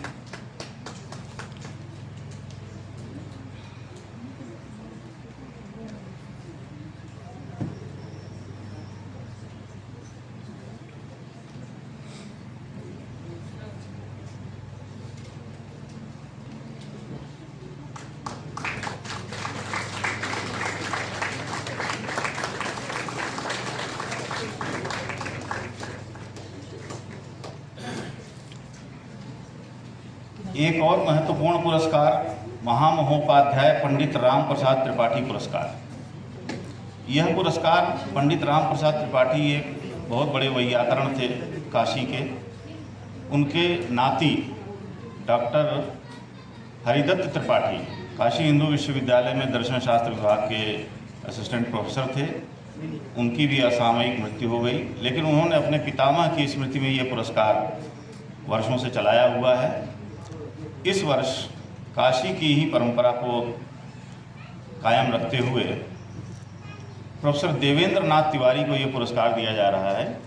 मूलतः आप बहुत दिनों तक दरभंगा के ललित नारायण मिथिला विश्वविद्यालय में प्रोफेसर देवेंद्र नाथ तिवारी ने काम किया, बाद में काशी हिंदू विश्वविद्यालय आ गए और जब यह पुरस्कार देने की घोषणा हुई उसके ठीक 4 दिन पहले मेरी उनसे फ़ोन पे बात हुई, तो उन्होंने कहा कि मैं तो इस समय सेंट पीटर्सबर्ग यूनिवर्सिटी में विजिटिंग प्रोफेसर के रूप में आ गया हूं और कोशिश करूंगा कि 4-5 जून तक पहुंच जाऊं इंडिया, लेकिन वो पहुंच नहीं पाए हैं। उनकी अनुपस्थिति में मैं आग्रह करूंगा कि वाराणसी से पधारे हुए कोई सज्जन आ जाएं, ये पुरस्कार उन तक पहुँचाने की कोशिश करें। शिव प्रकाश जी, हाँ, आप काशी हिंदू विश्वविद्यालय के दर्शन शास्त्र विभाग के पूर्व अध्यक्ष हैं प्रोफेसर शिव प्रकाश पांडे जी। आप ये पुरस्कार ग्रहण करें और प्रोफेसर देवेंद्र नाथ तिवारी तक पहुँचाने का कष्ट करेंगे।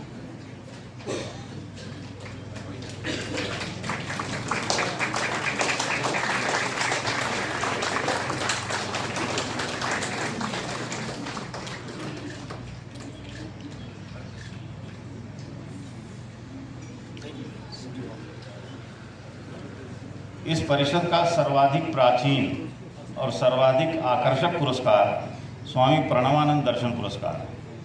ये स्वामी प्रणवानंद मध्य प्रदेश के छतरपुर जिले के रहने वाले थे मूलतः, लेकिन बाद में उन्होंने योग संस्थाओं को चलाते हुए यूएस में अपना ठिकाना बना लिया था। 80 के दशक में कभी ये जबलपुर आए और प्रोफेसर SP दुबे से मिले, तो उन्होंने इस तरह के पुरस्कार दर्शन परिषद में भी चलाए और यूजीसी में भी चलते हैं।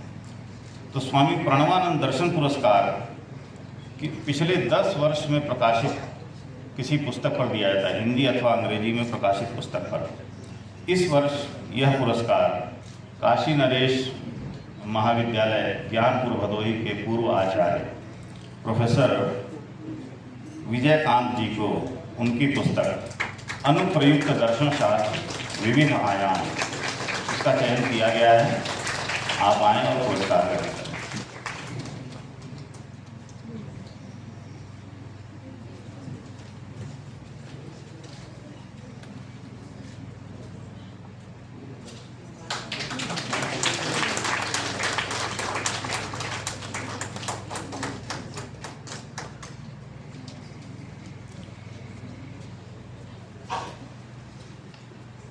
गाजियाबाद के एमएम कॉलेज में दर्शन शास्त्र के एक छात्र थे, अभी वर्तमान में उद्योगपति हैं नोएडा में, ब्रिजेंद्र सिंह भाटी।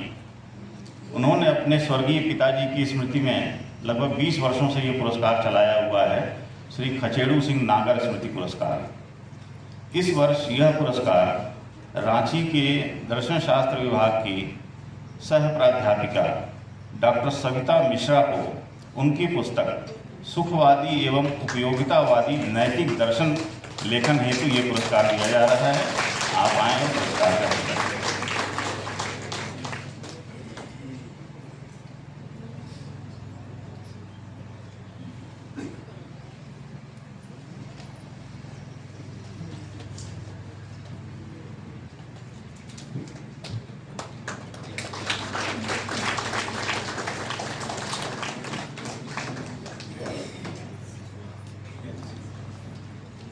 इंदौर के महाविद्यालयों में फिलॉसफी की ही एक प्रोफेसर थी डॉक्टर शकुंतला सिन्हा।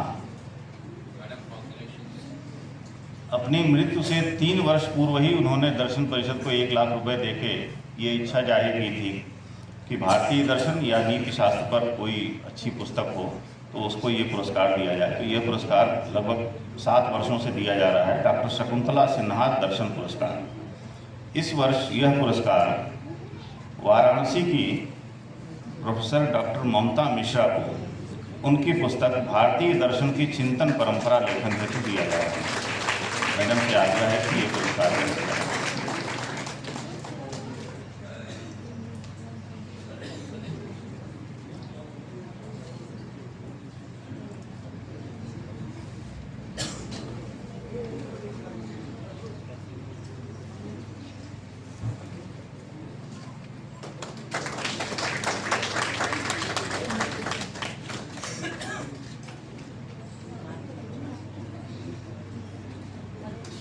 सुखद अवसर है।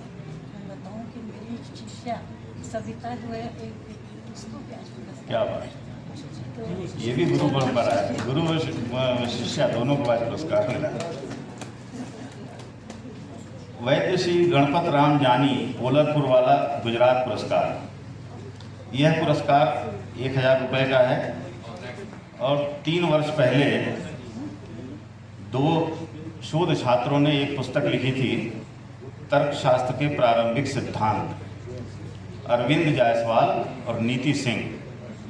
अरविंद जायसवाल उस समय काशी हिंदू विश्वविद्यालय के दर्शन शास्त्र विभाग में शोध कर रहे थे और नीति सिंह इलाहाबाद विश्वविद्यालय के दर्शन शास्त्र विभाग में शोध कर रही थी। इस समय दोनों वाराणसी में एम्प्लॉयड हैं, लेकिन दोनों में कोई भी उपस्थित नहीं हो सका है। अरविंद जायसवाल वसंता कॉलेज में हैं और नीति सिंह काशी हिंदू विश्वविद्यालय के ही दर्शन शास्त्र विभाग में हैं। तो यह पुरस्कार लेने के लिए उन्होंने वसंता कॉलेज के ही डॉक्टर राजेश चौरसिया जी को अधिकृत किया है कि ये पुरस्कार ग्रहण करके उन तक पहुंचाने की कृपा करें। डॉक्टर राजेश चौरसिया। इसमें दोनों के नाम पे अलग अलग 2 सर्टिफिकेट, दोनों सर्टिफिकेट जी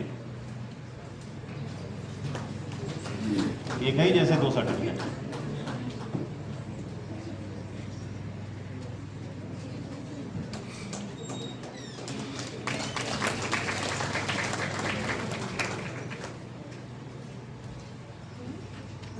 सोहन राज तातेड़ जी का अभी मैंने जिक्र किया, आजीवन पुरस्कार देते हुए।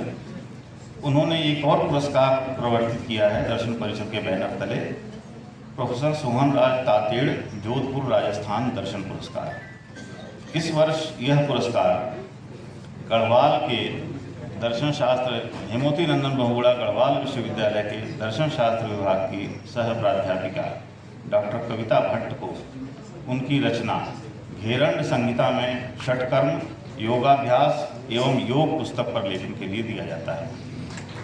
डॉक्टर कविता आज अपना पुरस्कार ग्रहण करें।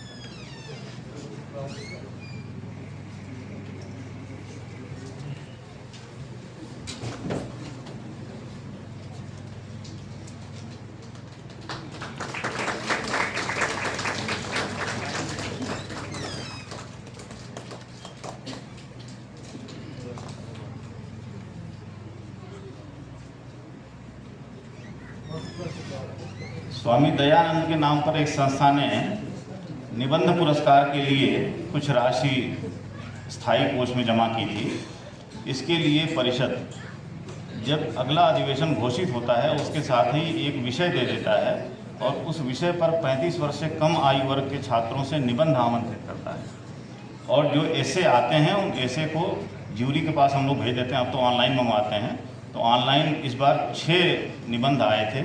उन 6 निबंधों में सर्वश्रेष्ठ निबंध ज्यूरी ने 2 लोगों ने उसको इवेल्युएट किया था। तो उन 2 लोगों ने जिसको देने के लिए अनुशंसा की है वो रांची की डॉक्टर प्रिया कुमारी दुबे। उनके लेख का शीर्षक है धर्म एवं स्वामी दयानंद। डॉक्टर प्रिया आए और पुरस्कार ग्रहण करें।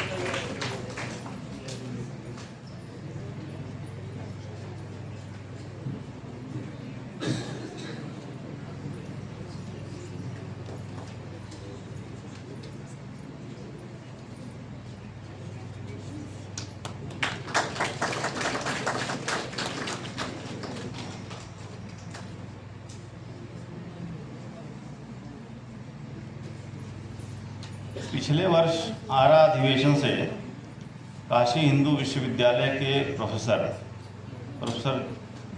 पी विजय कुमार जी ने अपने आदरणीय गुरु की स्मृति में प्रोफेसर अशोक कुमार चटर्जी स्मृति पुरस्कार प्रवर्तित किया है। यह पुरस्कार उन्होंने एक बाइलाज बनाया था कि पुरस्कार किस लिए दिया जाएगा। तो हमारे यहाँ मैडम आपको बताना चाहूँगा कि कुल 6 सेक्शनल मीटिंग्स होती हैं। आज उद्घाटन के बाद कल पूरे दिन भर 6 अलग अलग सेक्शंस में धर्म दर्शन, समाज दर्शन, इस तरह से नीति दर्शन, तर्कशास्त्र, ऐसे 6 सेक्शन होते हैं। 6 सेक्शंस में सारे लोग जो पेपर प्रेजेंटर्स हैं पेपर प्रेजेंट करते हैं और उसमें जो बेस्ट आउट ऑफ बेस्ट रहता है उसको ये पुरस्कार दिया जाता है। 1,000 रुपये, 1 लाख रुपए उन्होंने जमा किया था और इसमें 5100 रुपये का पुरस्कार हम देते हैं। तो ये पिछले साल जो जितने पेपर प्रेजेंट हुए थे उसमें जो बेस्ट पेपर था उसका रिकमेंडेशन आया है। ये इसके लिए सेलेक्ट किया गया है महात्मा गांधी अंतर्राष्ट्रीय हिंदी विश्वविद्यालय के दर्शन एवं संस्कृति विभाग के सह आचार्य डॉक्टर जयंत उपाध्याय को, और उनका पेपर का टाइटल था भारतीय भाषा दर्शन की आध्यात्मिक तुलनीयता। इसको पिछले वर्ष पढ़े गए समस्त विभागों में सर्वश्रेष्ठ शोध पत्र के तौर पर पुरस्कृत किया जा रहा है और इस वर्ष भी कल जितने पेपर प्रेजेंट होंगे उनको अगले वर्ष के उद्घाटन सत्र में अवार्ड दिया जाएगा।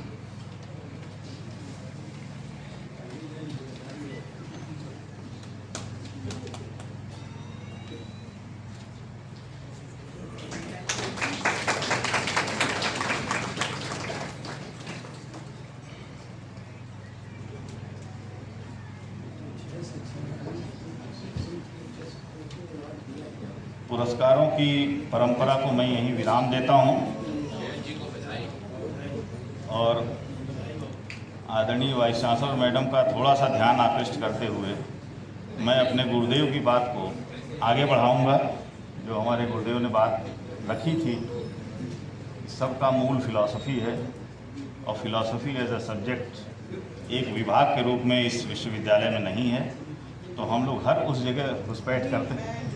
हम लोग हर उस जगह घुसपैठ करते हैं जहाँ दर्शन शास्त्र विभाग नहीं होता है। जैसे जम्मू में हम लोगों ने किया, उस समय प्रोफेसर कपूर थे वाइस चांसलर, उन्होंने स्वीकार किया और धीरे धीरे मिट लिया। पिछले 2 साल से वहाँ विभाग खुल गया है।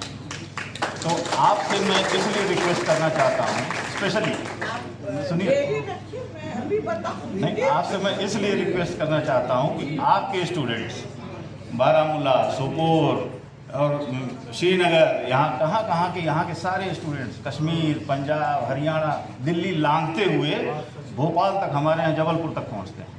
और ये सभी लोग हम लोगों के अंडर में एमए करते हैं। हिंदी बेल्ट में बहुत दिक्कतें आती हैं इनको, सारे काम हिंदी में होते हैं, इनको हिंदी समझ में नहीं आती। एक चीज़ के लिए वो अब तो गूगल लेंस आ गया, ट्रांसलेट कर लेते हैं, पहले वो भी नहीं था, बड़ी मुश्किल होती थी। पेपर पढ़ो, रसीद मिली है तो इनको अपनी रसीद समझ में नहीं आती कि हमको हिंदी में रसीद मिली है, कितने पैसे की रसीद मिली है, कितना पैसा मैंने जमा किया। तो यहाँ से बच्चे जाते हैं, लौट के आ जाते हैं, वहाँ पढ़ाने लायक रहते नहीं, क्योंकि सारा पढ़ाने का मीडियम हिंदी में है। तो हमारे बच्चों की गुजारिश है और हम आपके माध्यम से इस प्लेटफॉर्म पे रख रहे हैं। मेरा रिसर्च स्कॉलर रईस, खड़े हो जाओ, मुदस्सिर तंत्राय इस समय किसी कॉलेज में एम्प्लॉयड आया क्या? फरहत कहाँ है? आबिदा इकबाल लोन, नाजिर कहाँ है? ये सारे स्टूडेंट्स हमारे अंडर में, हमारे डिपार्टमेंट से पीएचडी करके और आपके यहाँ अनएम्प्लॉयड बैठे हुए हैं। इनका आप कल्याण करें, बस इसी निवेदन के साथ मैं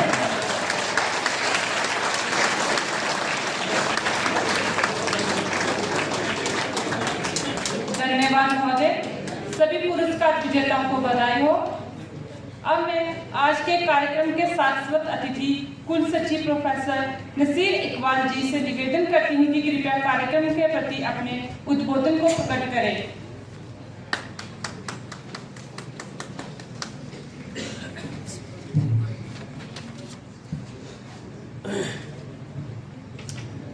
गुड आफ्टरनून, नमस्कार, अस्सलाम वालेकुम। प्रोफेसर नीलोफर खान साहिबा,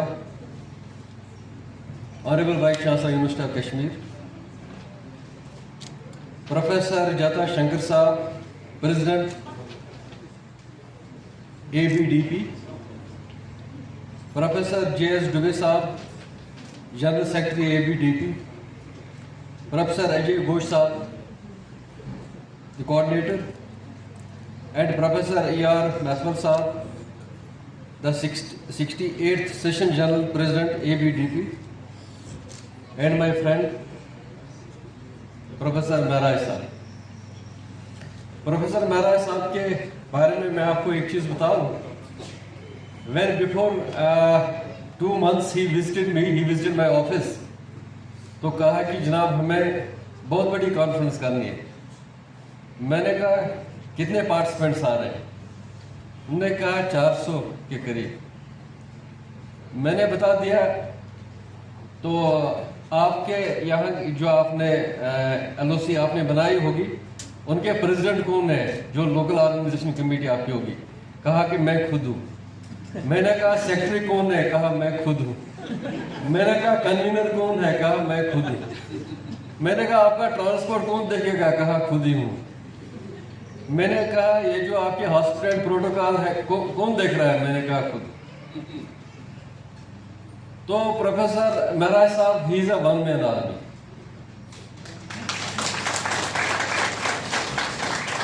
Then I went to the Honorable Vice Chancellor and I requested him that we are going to have a great event.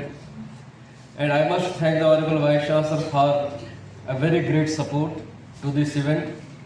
Uske baad, we got some of our colleagues, Professor Tak Saab is here, Professor Zulchi ma'am is here, all other, Professor Aja Saab is here, Ziri Saab is here, Arma Bushra ma'am is here, and all of them. So we made a team, and finally we were of the opinion that this is not Mehraj Saab's conference, this is the conference belonging to the University of Kashmir.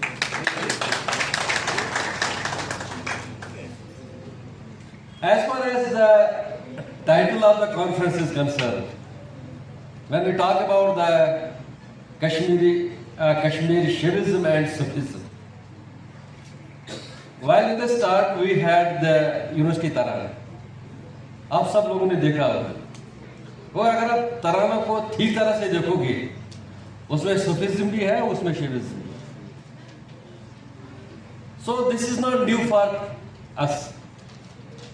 We are already deeply connected with the both Sufism as well as our Pandit brotherhood to Shivism. This title, which needs to be deliberated, we have a large number of participants now here, around 200, more than 200. So as expected, there are going to be technical sessions, and I am sure that lot of deliberations, lot of discussions will be there. As Professor Dubesa was just talking about, that you will have parallel sessions there, and in every parallel sessions you will have lot of discussions. So lot of abstracts, lot of papers, lot of results, lot of conclusions will be there.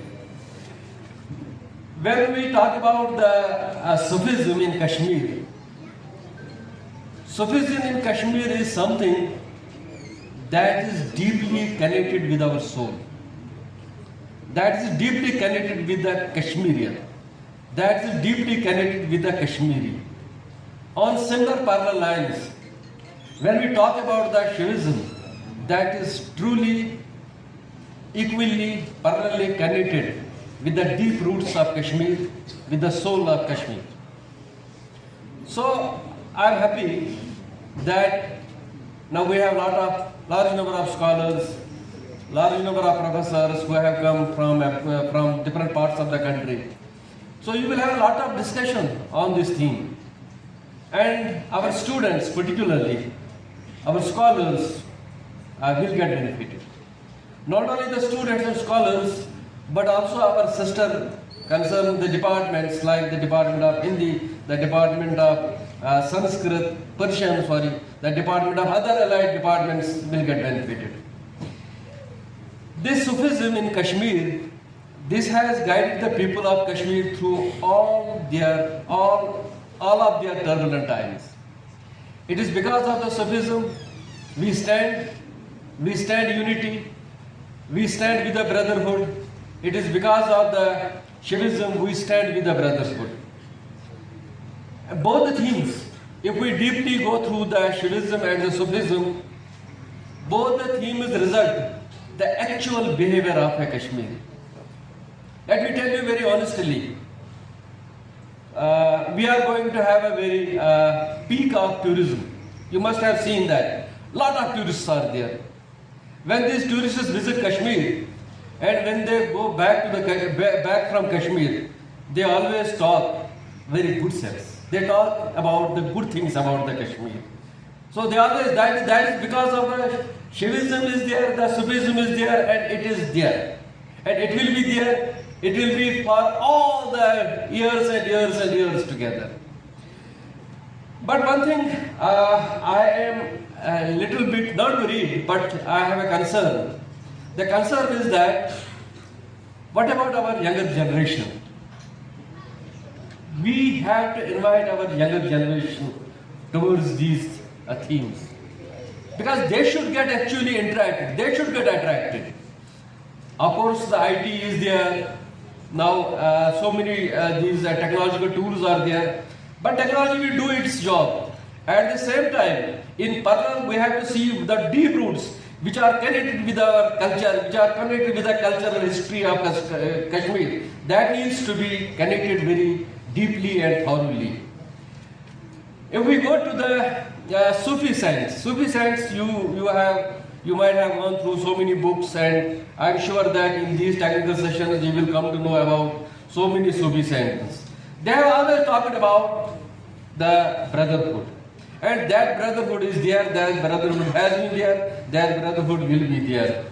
When we talk about the Kashmiri Shivism, we know that the scholars are there. I need not to tell you because there are big scholars.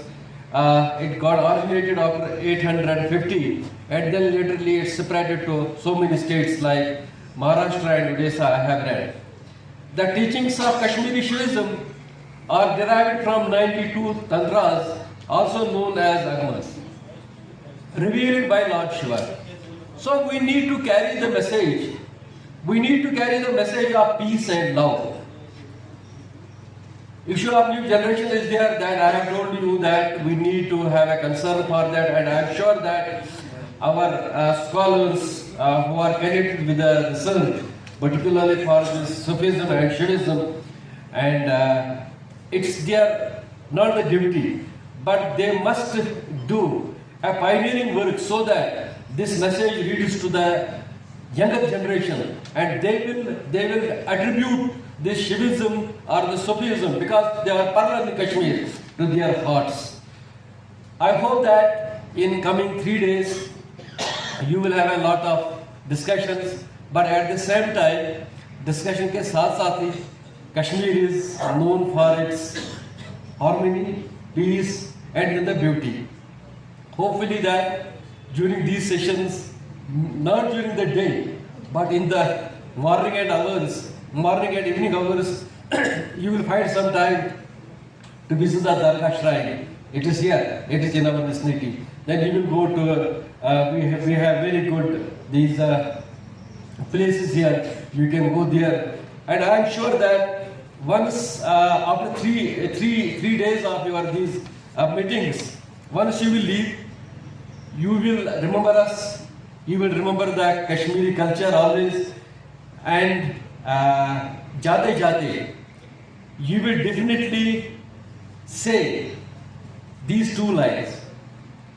तेरे शहर का मौसम बड़ा सुहाना है, तेरे शहर का मौसम बड़ा सुहाना है, मैं एक शाम चुरा लूं अगर बुरा ना लगे।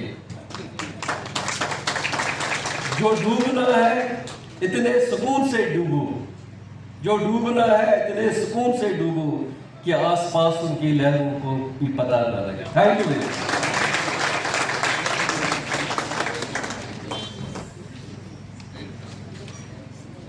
धन्यवाद सर। अब मैं आज के कार्यक्रम की मुख्य अतिथि कुलपति प्रोफेसर नीलोफर खान साहिबा जी से अनुरोध करती हूँ कि कृपया कार्यक्रम के प्रति अपने अध्यक्षीय वक्तव्य से लाभान्वित करवाएं।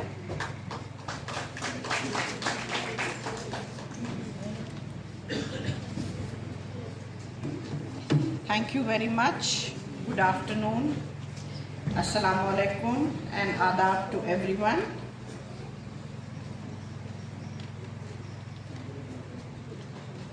Professor Jata Shankar, President ABDP, Professor E.R. Mathwell, Professor J.S. Dubey, Head Department of Sanskrit, Dr. Mehraj, and my registrar, Professor Nasir Iqbal, all the distinguished participants present here from different universities and different parts of our country, my own team working with Dr. Mehraj to have this conference very successful, other faculty members of various departments working with Professor Mehraj again. I must commit that I have given very tough time to Professor Mehraj, because very categorically I have told him, मुझे कोई शिकायत नहीं चाहिए किसी भी participant से, and attend to it personally, and I had kept others, involved, Professor Ejaz, my special secretary, and also the registrar to monitor everything about each and every step right from you arrive on the campus. मुझे पूरी उम्मीद है कि आप सब comfortable होंगे, हर एक लिहाज से, खाने पीने के लिहाज से वो स्पेशल इंतज़ाम किया है डॉक्टर मेहराज ने। कुक बाहर से आए हैं क्योंकि आपको पता है यहाँ ज़्यादा नॉन वेज बनता है, लेकिन हमने स्पेशली बाहर से कुक को मंगवाया है for vegetarian. Professor Ejaz and others are very much taking care, my special secretary and registrar of everything. और एक बात मैं ज़रूर बताऊंगी, शायद आप लोग हमारे banquet hall में गए होंगे and that banquet hall has been inaugurated by you. उसमें हमने fast काम लगाया, अभी वो ready नहीं था तो इन्होंने रिक्वेस्ट की कि टेंट में कहीं बारिश, पिछले वीक काफ़ी बारिशें हो रही थी तो इन्होंने कहा कहीं बारिश ना हो तो सारा हैसल हो जाएगा. वी एक्सपीडाइटेड वर्क ऑन इट और मुझे खुशी है कि इस कॉन्फ्रेंस से वो हॉल इनॉग्रेट हुआ ताकि हम कंफर्टेबली आपको खाना पीना आप कंफर्टेबली वहाँ पे खाएं. और इस कॉन्फ्रेंस के बारे में ये जो 68 सेशन है अखिल भारतीय दर्शन परिषद का, मुझे बहुत खुशी है कि आपने यूनिवर्सिटी ऑफ कश्मीर को चूज़ किया है इस कॉन्फ्रेंस के लिए. जैसे मेरे पहले स्पीकर्स ने बताया कि आप लोगों की ये दिली ख्वाहिश थी कि ये कॉन्फ्रेंस यहाँ पे हो. इसके बावजूद यही कॉन्फ्रेंस नहीं, आप कोई और प्रोग्राम यहाँ करना चाहिए. यूनिवर्सिटी ऑफ कश्मीर के दरवाजे हमेशा आपके लिए खुले हैं. आप बताइए आपको क्या करना है, क्योंकि जो संस्कृत डिपार्टमेंट है बहुत ही पुराना डिपार्टमेंट है हमारी यूनिवर्सिटी का और हम खुद चाहते हैं ये डिपार्टमेंट जो वो विजिबल हो जाए एट कंट्री लेवल पे और इसमें आप लोगों के ताउन की बहुत ज़रूरत है. आप बताएं हमें आप कैसे कंट्रीब्यूट कर सकते हैं, हमें क्या करना है ताकि हम इस डिपार्टमेंट को बहुत आगे ले जाएं. और आपने फ़िलॉसफ़ी की बात छेड़ी, मुझे खुशी है और आपको भी खुशी होगी ये सुन के. इस साल से हम फ़िलॉसफ़ी MA फ़िलॉसफ़ी की डिग्री जो है उसका एडमिशन कर रहे हैं क्योंकि ये ऑलरेडी हमारे यूनिवर्सिटी काउंसिल ने इसको पास किया है.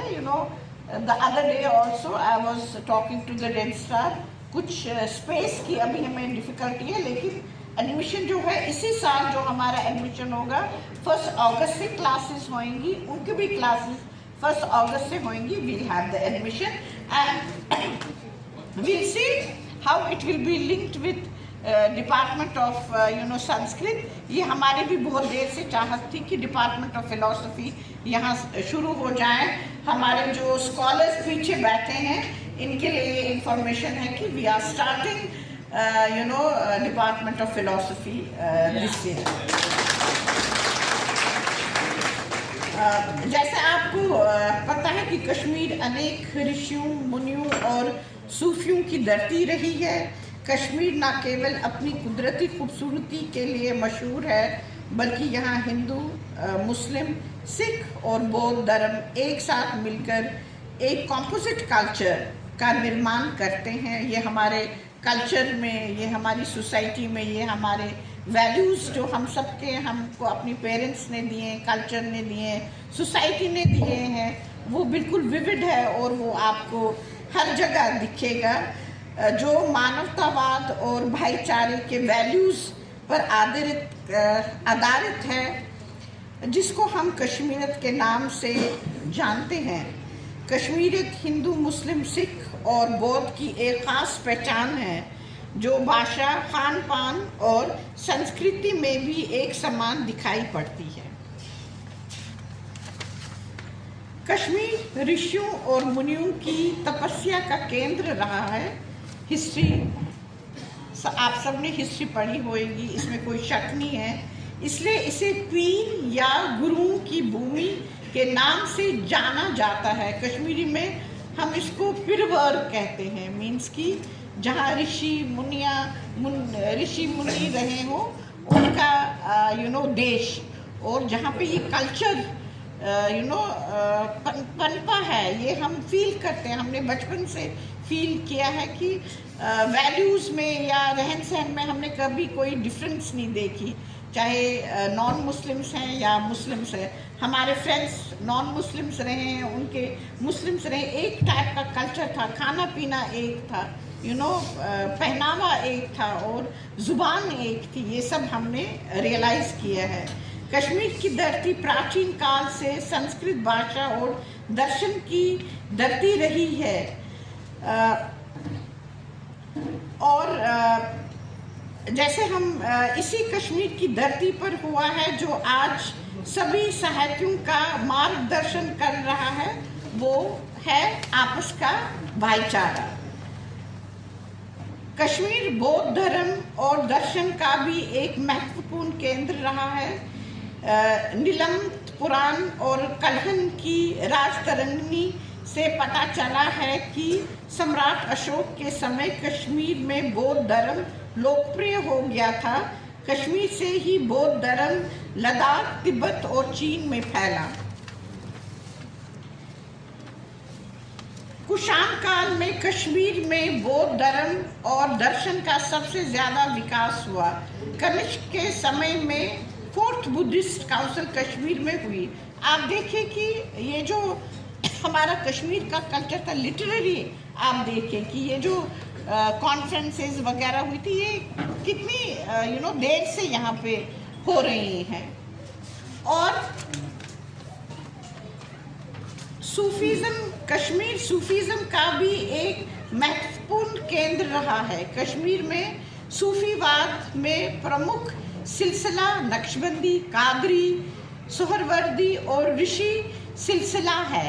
ये भी हिस्ट्री आप पढ़े, ये सब आपको तो पता ही होगा। वास्तव में सूफीवाद ईश्वर से प्रेम है जो कोई भी कर सकता है, चाहे वह हिंदू हो या मुसलमान। सूफीवाद का मूल आधार सादा जीवन, मानवतावाद और ईश्वर प्रेम है। सूफीवाद में इस बात पर जोर दिया गया है कि ईश्वर और भक्त के बीच कोई नहीं होना चाहिए। हिंदू मुसलमान एकता को बढ़ावा देने में सूफीवाद का बहुत बड़ा योगदान है। और हमारे कश्मीर में जब हम कश्मीरियत की बात करते हैं, दोनों शिविज़्म और सूफीज़्म जो है, इन्होंने बहुत बड़ा रोल प्ले किया है एक कश्मीरियत कल्चर को रिटेन करने के लिए।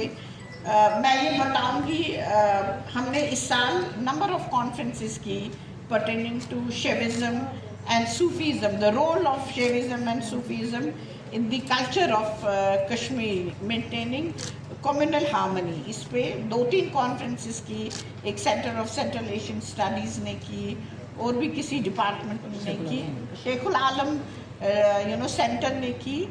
तो जो आज का मुद्दा है कॉन्फ्रेंस का, ये this is very close to our heart and university of Kashmir already works on this very important topic. बहुत रिसर्च हुआ है इसमें, और मैं ज़रूर चाहूँगी कि आज इतने बड़े बड़े प्रोफेसर्स हमारे बीच हैं पूरी कंट्री के, आप बताइए हमें how we can take this topic more forward, किस तरह इसको ले जा सकते हैं। यूनिवर्सिटी ऑफ कश्मीर ने जो भी रोल प्ले करना हो, हम ज़रूर इसमें आपको योगदान देंगे। और मुझे पूरी उम्मीद है कि ये जो सिलसिला है, ये पहली एक पड़ाव है टुवर्ड्स हैविंग दिस आपस में गठजोड़ इस एसोसिएशन के साथ। मुझे बहुत खुशी है कि विमेन की पार्टिसिपेशन बहुत है। और महराज साहब मुझे बता रहे थे कि many of you have traveled by road or some of you have traveled by air. We really welcome you। और महराज साहब, आप इनको बिजी मत रखिए, बिल्कुल 3 दिन वर्कशॉप में इसके साथ इनको कश्मीर को भी देखने दें थोड़ा बहुत, निशात की तरफ से। शाम को इवनिंग टाइम में कभी रखें, और उसके लिए आपको ट्रांसपोर्ट की ज़रूरत हो बस की, प्लीज़ आस्क डॉक्टर जरी साहब, he will provide you all the facilities। With these words, once again, welcome everyone, and I'm so happy that a very important topic has been chosen for the deliberations, which I said is very close to our heart। और university of Kashmir जो है इस मुद्दे पे बहुत काम करती है। मुझे पूरी उम्मीद है सिर्फ जो डेलीगेट्स बाहर से आए हैं, लेकिन जो हमारे अपने रिसर्च स्कॉलर्स हैं, उनको भी सीखने के लिए बहुत कुछ मिलेगा। शुक्रिया। And once again I congratulate the associations, I congratulate the organisers जो हैं इस कॉन्फ्रेंस के, कि उन्होंने इतने पार्टिसिपेंट्स को जो है मोटिवेट किया कश्मीर आने के लिए। और मुझे पूरी उम्मीद है वो एक कश्मीर की पिक्चर जो बाकी हमारी कंट्री में देंगे, वो बहुत अच्छी देंगे। हम चाहते हैं कि और कॉन्फ्रेंसेस यहाँ पे हो, संस्कृत की नहीं बाकी कॉन्फ्रेंस भी, और इसमें जो है I am sure you will be our speakers outside, ambassadors of not only of university of Kashmir but of the JNKU as well. Thank you very much. धन्यवाद। अब मैं संस्कृत विभाग के एसोसिएट प्रोफेसर करतार चंद शर्मा जी से आग्रह करती हूँ कि आज के कार्यक्रम के प्रति आभार प्रदर्शन करें। मैंने कभी कहा था कि आप ओम शिवो दाता शिवो भोक्ता शिवः सर्वमिदं जगत् शिवो जजति यज्ञश्च जहाँ शिवा सा जगतेवि। सभी को मेरा नमस्कार। मंचासीन विश्वविद्यालय के कुलपति आदरणीय महोदया नीलोफर खान जी, अखिल भारतीय दर्शन परिषद के अध्यक्ष महोदय जटाशंकर जी, अखिल भारतीय दर्शन परिषद के संयोजक महोदय अजय घोष जी, उद्घाटन समारोह के मुख्य प्रवक्ता प्रोफेसर ER मठवाले जी, अखिल भारतीय दर्शन परिषद के सचिव महोदय प्रोफेसर JS दुबे जी। संगोष्ठी का महत्व इसी से हम समझ सकते हैं कि जिस तरह से संस्कृत के बिना कश्मीर अधूरा है और कश्मीर के बिना संस्कृत अधूरी है, क्योंकि संस्कृत का जो अधिकतर जो लेखन हुआ है कार्य वो सारा कश्मीर में हुआ है। उसी तरह से भारतीय दर्शन को भी जब हम देखते हैं तो वो भी कश्मीर शैव दर्शन के बिना अधूरा है, क्योंकि जब हम कश्मीर शैव दर्शन का अध्ययन करते हैं या सूफी दर्शन का भी अध्ययन उसके साथ करते हैं तो जो अनसुलझे विषय हैं दक्षिण शास्त्र के वो स्वयं में ही उनकी गुत्थियाँ सुलझने लगती हैं। इतना इसका महत्व है, क्योंकि इन्होंने सारे अन्य दर्शनों को आचार्य अभिनव गुप्त ने बहुत सारा उनका इस पर जो काम है उन्होंने बहुत दृष्टि इस पर डाली है उस तरह से। तो सभा में बाकी भी जो हमारे सारे सबका बहुत बहुत आपका स्वागत है सबका। तो अभी इस महत्व को देखते हुए कश्मीरी विश्वविद्यालय के कुलपति महोदया प्रोफेसर नीलोफर खान जी की ओर से अखिल भारतीय दर्शन परिषद के अध्यक्ष प्रोफेसर जटाशंकर जी एवं परिषद के अन्य सदस्यों professor Ajay Ghosh, professor ER मठवाले एवं प्रोफेसर JS दुबे जी के प्रति मैं आभार व्यक्त करता हूं, क्योंकि इसका जो चयन आप लोगों ने यहाँ पर किया है इस संगोष्ठी का, जिन्होंने इस अधिवेशन के लिए इसको चुना है, उसके लिए बहुत बहुत आभार। पूरे सदस्यों को मैं एक साथ मैं इसका आभार व्यक्त कर रहा हूँ। प्रोफेसर अजय घोष जी मुख्य वक्ता के रूप में उन्होंने विस्तार से पूरे विषय को का विवेचन किया। आदरणीय महोदय, इसके लिए मैं आपका संस्कृत विभाग की ओर से हृदय से धन्यवादी हूँ। प्रोफेसर श्याम किशोर सेठ जी जो इस अवस्था में भी यहाँ जो उनका प्रथम और अभी भी लगातार वो आ रहे हैं सभी अधिवेशनों में, आपका भी मैं बहुत बहुत हृदय से आभार व्यक्त करता हूँ आपके प्रति भी। इस सत्र के मुख्य अतिथि कश्मीरी विश्वविद्यालय के कुलपति महोदया प्रोफेसर नीलोफर खान जी, जिनकी कृपा सदैव संस्कृत विभाग पर बनी रहती है। आदरणीय मैडम के आशीर्वाद के कारण ही संस्कृत विभाग के इस संगोष्ठी को अच्छी तरह से कर पा रहा है, क्योंकि मैडम ने संगोष्ठी की एक तरह से हम कह दें पूरी जिम्मेदारी अपने हाथों में इसकी ले रखी है।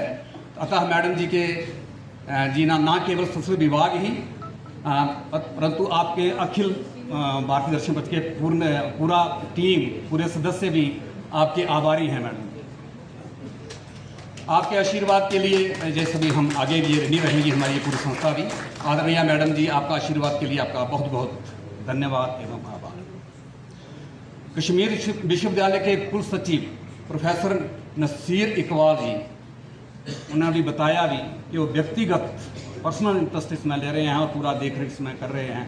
पूरी वो पहली मीटिंग भी जो हुई थी हमारे सभी लोगों को बुला करके उन्होंने सारे काम अलॉट किए थे, तो उसके आपके व्यक्तिगत इंटरेस्ट के लिए मैं आपका विभाग की ओर से आपका धन्यवाद करता हूं और आभार व्यक्त करता हूं। देश के भिन्न भिन्न प्रदेशों से पधारे हुए विद्वानों के प्रति मेरा सादर आभार एवं धन्यवाद, क्योंकि आपके सहयोग के बिना यह कार्यक्रम संभव ही नहीं था।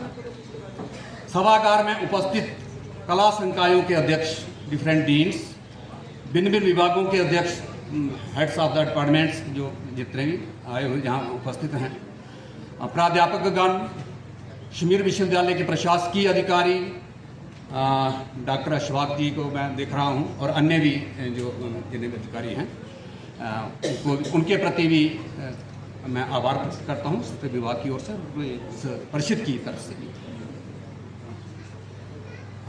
मीडिया विभाग के कर्मचारी, स्टेट विभाग, ट्रांसपोर्ट विभाग एवं अन्य सभी जिन जिन का भी सहयोग इस संगोष्ठी में प्रत्यक्ष या अप्रत्यक्ष रूप से हमें मिल रहा है, सबकी ओर हमारा विभाग की ओर से धन्यवाद एवं आभार। कश्मीर विश्वविद्यालय के chief proctor doctor Imtiaz Khan ji, उनकी समस्त team, provost boys and girls hostels, wardens के प्रति भी मैं धन्यवाद विज्ञापित करता हूँ। हमारे कमेटीज़ के मेंबर और संस्कृत विभाग एवं पर्शियन विभाग का विशेष रूप से मैं धन्यवाद करता हूँ, अध्यापकों का भी और शोधार्थियों का भी, क्योंकि उनका पूरा भरपूर सहयोग जो है संगोष्ठी को प्राप्त हो रहा है, इसलिए आपका बहुत बहुत धन्यवाद। संस्कृत विभाग के अध्यक्ष एवं उनके साथ विभाग के शोधार्थियों की समस्त टीम और लोकल सचिव भी हैं, तो इनका भी मैं हृदय से मैं धन्यवाद दी हूँ, इनका आभार प्रकट करता हूँ, क्योंकि इनके विशेष प्रयास से ही ये कार्यक्रम सफलता की ओर ये जा रहा है। संस्कृत विभाग के अन्य कर्मचारी शबनम जी, अल्ताफ, असलम, रिफत, इनके सहयोग के लिए मैं धन्यवाद करता हूँ। अन्य भी जिनका नाम मेरे से छूट गया है, सभी का बहुत बहुत धन्यवाद। इन्हीं शब्दों के मैं अपनी वाणी को मैं विराम देता हूँ।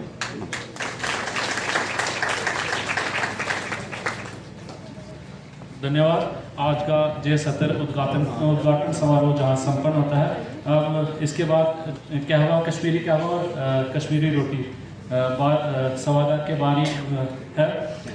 साथ में 2 खाने का लंच का प्रोग्राम जबरबंद गेस्ट हाउस में, उसके पश्चात फिर से 2 जो सत्र होंगे वो इसी सवादार भी हैं। सबका धन्यवाद।